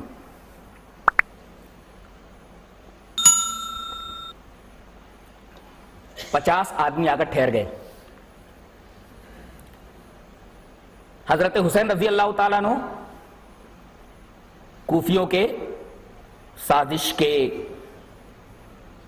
دائرے میں آ گئے، لیکن انہوں نے فوراً ہی روانگی کو بہتر نہیں سمجھا۔ مسلم ابن عقیل اپنے چچا زاد بھائی کو انہوں نے پہلے روانہ کیا، وہ بھی پس و پیش میں تھے، لیکن ان کے زور ڈالنے پر مسلم ابن عقیل نکلے اور کوفہ پہنچے۔ کوفہ پہنچتے ہی کوفیوں نے پہلے تو ان کو ہاتھوں ہاتھ لیا، اور جانتے ہیں کہاں رکے یہ مسلم ابن عقیل؟ مختار ابن عبید ثقفی کے ہاں، جو بعد میں نبوت کا دعویٰ کرنے والا ٹھہرا۔ مختار ابن عبید ثقفی کے گھر میں مسلم ابن عقیل رکے، اور یہی مختار ابن عبید ثقفی ہے جس نے بعد میں نبوت کا دعویٰ کیا۔ اس وقت کوفہ کے گورنر ایک بڑے سیدھے سے سادے صحابی حضرت نعمان ابن بشیر تھے۔ انہیں معلوم ہوا کہ مسلم ابن عقیل آئے ہیں، مختار ابن عبید کے ہاتھ ٹھہرے ہوئے ہیں، اور لوگ ان کے ہاتھ پر بیعت کر رہے ہیں۔ پتہ یہ چلا کہ تقریباً 18,000 آدمیوں نے مسلم ابن عقیل کے ہاتھ پر حسین کے لیے بیعت کر لی رضی اللہ تعالیٰ عنہ۔ حضرت نعمان ابن بشیر نے پہلے تو سمجھانے کی کوشش کی، تنگ آ کر کے ہتھیار ڈال دیا انہوں نے، اور یزید کے پاس یہ خط بھیجا کہ معاملہ ایسا ایسا ایسا ہے۔ یزید نے فوراً انتہائی سخت گیر حکمراں، انتہائی سخت گیر حاکم، انتہائی سخت گیر گورنر ابن زیاد کو، جو اس وقت بصرہ کا گورنر تھا، کوفہ کی بھی تولیت اس کے حوالے کر دی۔ یہ وہاں کوفہ پہنچا، اس کو معلوم ہوا کہ مختار ابن عبید کیا ہیں، اعلان کروا دیا کہ جس آدمی کے گھر میں مسلم ابن عقیل پائے گئے اس کو سرے عام پھانسی دے دی جائے گی۔ مختار گھبرا گیا اور کسی بہانے سے مسلم ابن عقیل کو وہاں سے ٹرخا دیا۔ یہ بیچارے ہانی ابن عروہ کے آگے، ایک سیدھا سادہ آدمی تھا، ہانی ابن عروہ بھی بعد میں پکڑ لیے گئے۔ اب یہ پتا چلا مسلم ابن عقیل کو کہ میرا میزبان ہانی ابن عروہ پکڑ لیا گیا ہے۔ انہوں نے اعلان کر دیا کہ کون ہے جو حکومت کے ساتھ جنگ کرنے کے لیے میرے ساتھ آئے۔ 18,000 آدمی میں سے صرف 4,000 آدمی میدان میں آئے، اور اس وقت جو قصر عمارت تھا، گورنر کا قصر تھا، محل تھا، اس کو انہوں نے گھیر لیا۔ 50 آدمیوں کو لے کر کے ابن زیاد قصر کے اوپر چڑھا، اور اسے سمجھایا کہ دیکھو شرنگیزی مت کرو، فتنہ مت پھیلاؤ، امت مسلمہ میں خلفشار مت پیدا کرو، ورنہ ایک ایک سے اچھی طرح نمٹوں گا میں۔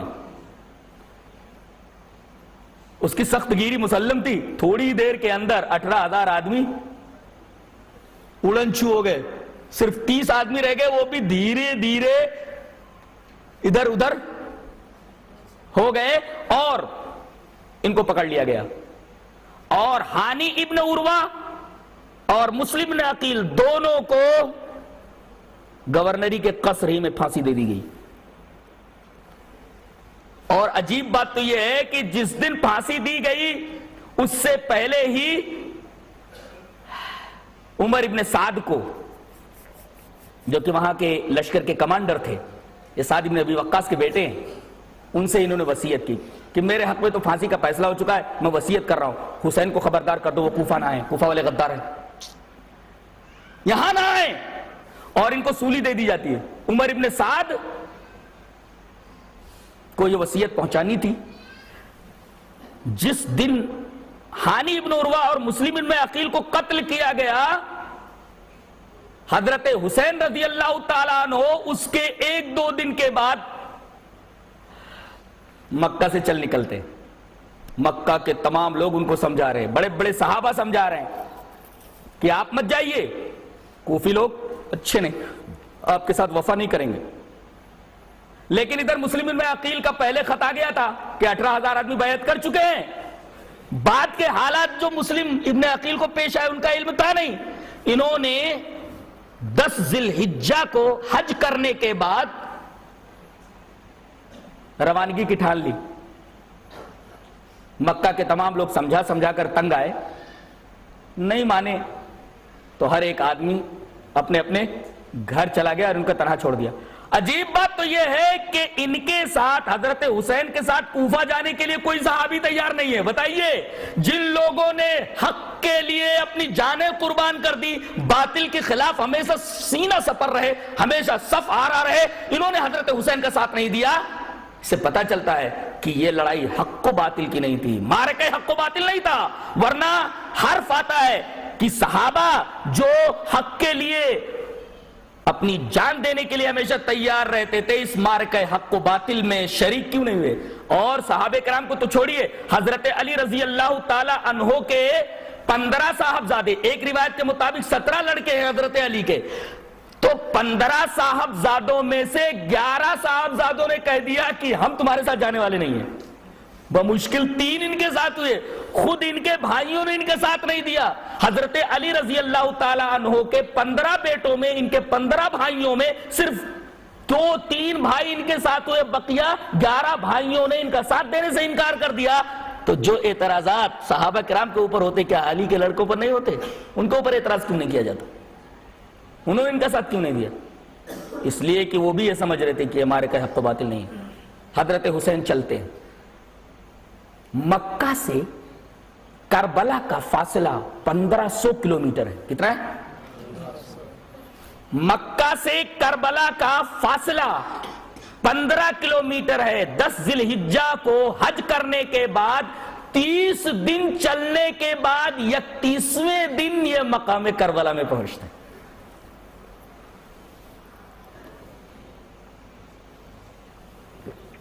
یاد رہے کہ یہ 50 کوفی رکے ہوئے ہیں, انہوں نے حضرت حسین کے ساتھ حج کیا ہے اور انہوں نے سمجھ لیا ہے کہ مکمل عزم کر لیا حضرت حسین نے کوفہ جانے کے, لہذا رک جاؤ. یہ 15 شرپسند ان کے ساتھ ہی موجود ہیں, یہ بھی ساتھ میں چل رہے ہیں. راستے میں کچھ لوگ اور ساتھ ہو گئے. تقریباً 72 نفوس پر مشتمل یہ قافلہ کربلا پہنچا. آپ کو یہ بات بتا دوں کہ 10 ذی الحجہ کو نکلے ہیں اور 10 محرم کو پہنچے ہیں. تقریباً 1 مہینے کا عرصہ سفر میں گزر گیا ہے. یہ پہلے کربلا نہیں گئے, اس لیے کہ کربلا دمشق کے راستے پر ہے. یہ پہلے قادسیہ سے آگے عزیب سے ہو کر کے مقام القراء پر آتے ہیں. القراء پر آتے ہیں تو ادھر سے ابن زیاد کی طرف سے عمر ابن سعد کی کمان میں ایک لشکر آتا ہے اور روک دیتا ہے, اور یہیں پر ان کو سمجھایا جاتا ہے. انہی لوگوں نے حضرت حسین کو سمجھایا کہ ایسا مت کیجیے. بات چیت چلتی رہی, آخر حضرت حسین کی سمجھ میں بات آ گئی. آپ البدایہ الاصابہ فی تمیز الصحابہ اٹھا کر کے دیکھیے, اس کے اندر حضرت حسین رضی اللہ تعالیٰ عنہ کا قول موجود ہے, جو قول خود کہہ رہا ہے کہ یہ معرکہ حق و باطل نہیں تھا. اس لیے کہ اگر یہ حق و باطل کا معرکہ تھا تو اس میں رجوع کرنا یہ تو باطل سے صلح کرنے والی بات تھی, باطل سے پیچھے ہٹ جانے والی بات تھی. کیا کہا انہوں نے؟ الاصابہ فی تمہید الصحابہ کی عبارت دیکھیے. حضرت حسین یہ کہتے ہیں, اختر منی احدا ثلاث اما ان الحق بثغر من الثغور و اما ان ارجع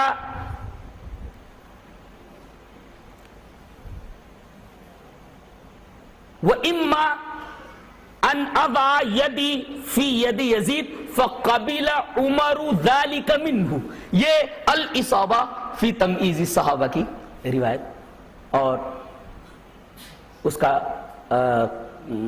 اس کے الفاظ، اس کے ورڈز، کہا کہ 3 باتوں میں سے ایک بات میری طرف سے مان لو، اختر منی احدی ثلاث، 3 باتوں میں سے ایک بات میری طرف سے مان لو، اختیار کر لو. کیا؟ ایک تو مجھے کسی محاذ پر بھیج دو جہاں مسلمان لڑ رہے ہیں، یا تو میں جہاں سے آیا ہوں وہاں مجھے جانے دو، مکہ سے آیا ہوں مکہ چلے جانے دو، یا میں اپنا ہاتھ یزید کے ہاتھ میں رکھ دوں، یعنی بیعت کر لوں. بیعت پر آمادگی حضرت حسین نے ظاہر کر دی تھی. یہ اس بات کی دلیل ہے کہ یہ معرکہ حق و باطل نہیں تھا، وہ بھی یزید کے بارے میں اپنا ذہن صاف کیے ہوئے تھے، اور یہ کوفہ والوں کے ورغلانے سے ایسی حرکت کر بیٹھے. اگر یہ مارکہ حق و باطل ہوتا تو یہ جملہ کبھی نہ کہتے کہ میں اپنا ہاتھ یزید کے ہاتھ میں دوں، ان اضع یدی فی ید یزید، میں یزید کے ہاتھ میں اپنا ہاتھ دے دوں. اچھا، یہ تیسری شرط ابن زیاد نے مان لی. فقبل عمر ذلک منہ، ابن زیاد کی طرف سے عمر ابن سعد جو سمجھا رہے تھے یہ بات انہوں نے قبول کر لی. اب یہ قادسیہ سے آگے مقام القرع پر یہ بات چیت ہو رہی تھی. اب جب بات انہوں نے مان لی، اب ان کو جانا ہے دمشق یزید کے پاس، تو اب یہ مقام القرع سے ہو کر کے مقام عزیب پر پھر آتے ہیں.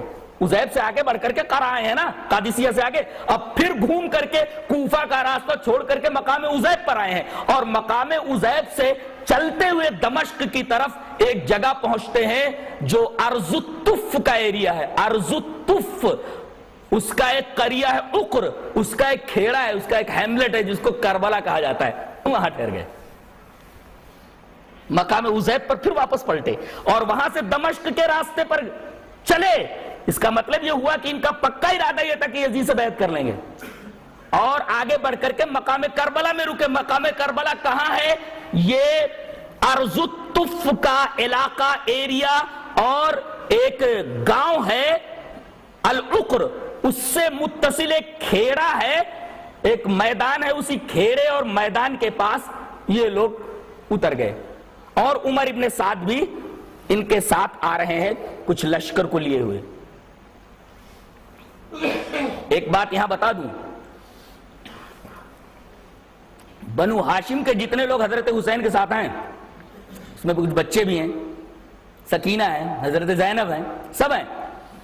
ان کے ساتھ وہ 50 شرنگیز بھی ہیں، اور مقام القرع میں حر کی قیادت میں یہ بہت بڑا شرنگیز فتنہ پھیلانے والے شخص تھا حر، اس کے ساتھ 200 آدمی اور آ گئے. اور انہوں نے جب یہ دیکھا کہ یہ کوفہ نہ جا کر کے اب یہ دمشق جا رہے ہیں، تو یہی وہ فتنہ پرور لوگ تھے جنہوں نے خطوط بھیجے تھے. انہوں نے کہا کہ یہ جب یزید کے پاس جا رہے ہیں، وہ خطوط کے 2 تھیلے جن پر ہماری دستخطیں ہیں، اگر یزید کو مل گئی تو ہر ایک کو پھانسی دے دی جائے گی. انہوں نے پہلے مطالبہ کیا کہ وہ خطوط کے تھیلے دے دیے جائیں. حضرت حسین نے ان کی طرف دھیان نہیں دیا. یہ لوگ بھی اس قافلے میں شامل ہو گئے. بنو ہاشم کے ساتھ 50 فتنہ پرور تو آ ہی رہے تھے، 200 فتنہ پرور اور ساتھ میں ہو گئے. اب یہ بھی مقام کربلا میں آ گئے. ان کے پاس تلواریں ہیں. عمر ابن سعد کو شبہ ہوا، کہا کہ یہ کون ہے؟ کہا کہ چھوڑیے، یہ اپنے ہی لوگ ہیں. کہا نہیں، ان کے ہتھیار ہم رکھوا لیتے ہیں. کہا کہ نہیں، چھوڑ دیجئے، یہ اپنے ہی گھر کے لوگ ہیں. عمر ابن سعد تو ہتھیار رکھوانے والے تھے. حضرت حسین رضی اللہ تعالیٰ عنہ نے جو نرمی برتی، رات ہوئی تو فوراً یہ 250 سبائی، 250 کوفی انہوں نے حملہ کر دیا خیمہ حسین پر. حضرت حسین رضی اللہ تعالیٰ عنہ کو قتل کیا. 2-3 علی اصغر، علی اکبر، یہ سارے بچے مارے گئے. تقریباً 18 بنو ہاشم کے افراد مارے گئے. کتنے؟ 18. اب شور و غوغا جب ہوا تو حکومت کی جو سپاہ تھی عمر ابن سعد کی کمان میں، انہوں نے کہا یہ کیا ہو گیا؟ انہوں نے سمجھ لیا کہ کچھ تو بھی گڑبڑ ہے. فوراً انہوں نے ان فتنہ پروروں کے اوپر دھاوا بول دیا. کچھ لوگ تو اندھیرے میں بھاگنے میں کامیاب ہو گئے، لیکن تقریباً 54 آدمی، 54 سبائی کھیت ہو گئے، وہیں مارے گئے. سبائیوں نے جب یہ دیکھا کہ حکومت کے فوج بھی ہمارے اوپر حملہ آور ہو رہے، تو انہوں نے پلٹ کر کے حکومت کے آدمیوں کے اوپر حملہ کر دیا. حکومت کے لوگوں نے بھی یہی سمجھا، حکومت کی زبان ہے کہ شاید حسینی لشکر نے ہمارے اوپر حملہ کر دیا ہے. یہ معاملہ صرف 1-1.5 گھنٹے کا ہے. 1-1.5 گھنٹے کے اندر سب کچھ ختم ہو گیا. انہوں نے جب یہ دیکھا کہ وہ تھیلے مل نہیں رہے، انہوں نے آگ لگا دی. آگ لگانے کی وجہ یہ تھیلے ملے نہیں خطوط کے، تو انہوں نے خیموں میں آگ لگا دی تاکہ وہ خطوط کے تھیلے بھی جل کر ختم ہو جائے. لہذا اس میں نہ تو یزید کا ہاتھ ہے، نہ ابن زیاد کا ہاتھ ہے، نہ کوفہ کے گورنر کا ہاتھ ہے، کسی کا ہاتھ نہیں ہے، بلکہ یہ وہ لوگ ہیں جو حسین کے بھی نہیں تھے اور جو یزید کے بھی نہیں تھے. یہ غلط فہمی ہے، یہ غلط فہمی ہوئی ہے. اور جہاں تک پانی بند کرنے کی بات ہے، آپ اٹھا کر کے دیکھیے یاقوت حموی کی معجم البلدان کے اندر یاقوت حموی مشہور مورخ ہے، لکھتا ہے کہ کربلا کی زمین انتہائی سرسبز و شاداب، بے شمار چشمے، 4 چشموں کو تو اس نے واضح طور پر دکھایا ہے، بتایا ہے کہ 4 چشمے تو یہاں سے بہت بڑے بڑے چشمے نکلے ہوئے تھے، اور اس کے علاوہ زمین تھوڑی سی کھودی جاتی تو پانی نکل آتا. لہذا پانی بند کرنے کی جو خرافیات اور واہیات باتیں پھیلائی گئی ہے کہ خیمہ حسین اور لشکر حسین اور حسین رضی اللہ تعالیٰ عنہ کے ساتھ جتنے لوگ ہیں ان کے اوپر پانی بند کر دیا گیا دریا فرات کا.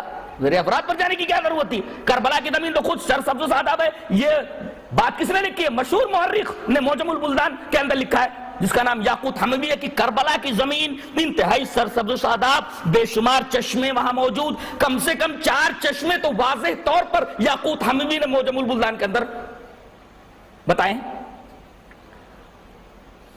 مورخ کنفیوژن میں رہتا ہے، پڑھنے والا بھی کنفیوژن میں پڑ جاتا ہے کہ کربلا کا معاملہ یہ ہے تو پانی کیسے بند کیا گیا. نیز ایک معاملہ اور بھی ہے کہ ابو مخنف نے تبری کے حوالے سے ایک عجیب بات لکھ دی ہے مقتل حسین کے اندر، کہ جب سارے لوگ قتل کر دیے گئے اور حضرت حسین بچے، اب ان کو میدان میں آنا تھا اور سب سے لڑنا تھا، انہوں نے وہ امر بمسکن کہا کہ مشک لاؤ، اور مشک کو کیا کرنا، فی جفنۃ عظیمہ، ایک بڑے ٹب کے اندر پانی ڈال کر کے مشک ملا دیا جائے تاکہ میں نہا لوں. نہانے کے لیے ٹب بھر پانی موجود ہے، لشکر حسین کے لیے پینے کے لیے پانی موجود نہیں ہے. یہ عجیب قسم کا کنفیوژن ہے، کم سے کم میری سمجھ میں تو نہیں آ رہا ہے.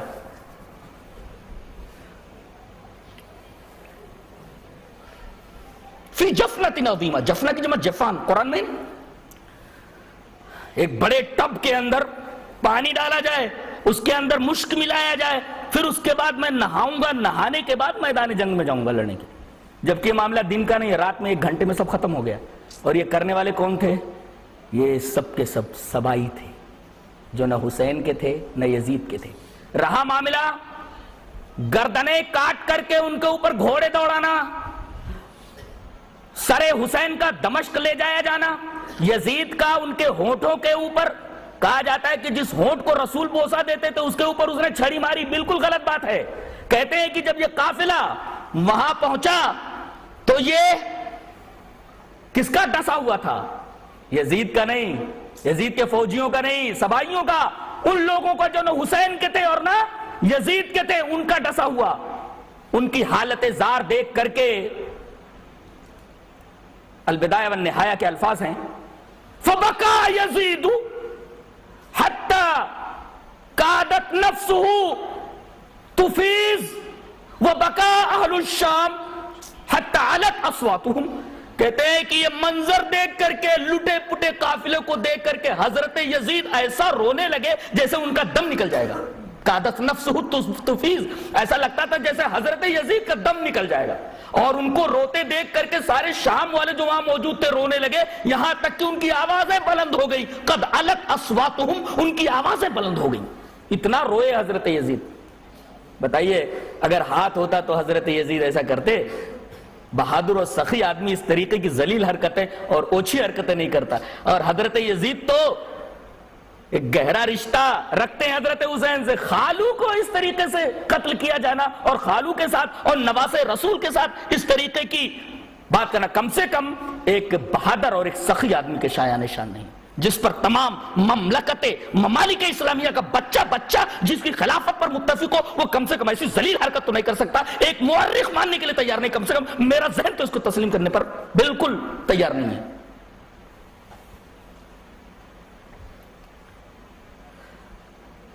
حضرت زین العابدین کئی مہینوں تک وہاں ٹھہرے، جن کو کہا جاتا ہے کہ یہ بیمار کربلا ہیں. بیمار کربلا وہیں یزید کے پاس ہی ٹھہر گئے. جانے کا جی نہیں کہتا تھا، کہنے لگے نانا کے شہر جانا چاہتا ہوں پھر سے. بڑے اعزاز و اکرام کے ساتھ، انعام و اکرام کے ساتھ حضرت یزید نے ان کو روانہ کیا. حضرت سکینہ وہیں ٹھہر گئی. اور آپ کو سن کر حیرت ہوگی کہ ان کا مقبرہ بھی وہیں ہے. بتاؤ، یہ تھے حضرت یزید رحمت اللہ علیہ. شاعر نے کتنی اچھی بات کہی ہے، بنا کردند خوش رسمیں بخا کو خون غلطی دن، خدا رحمت کند این عاشقان پاک تین اترا. وآخر دعوانا الحمدللہ رب العالمین.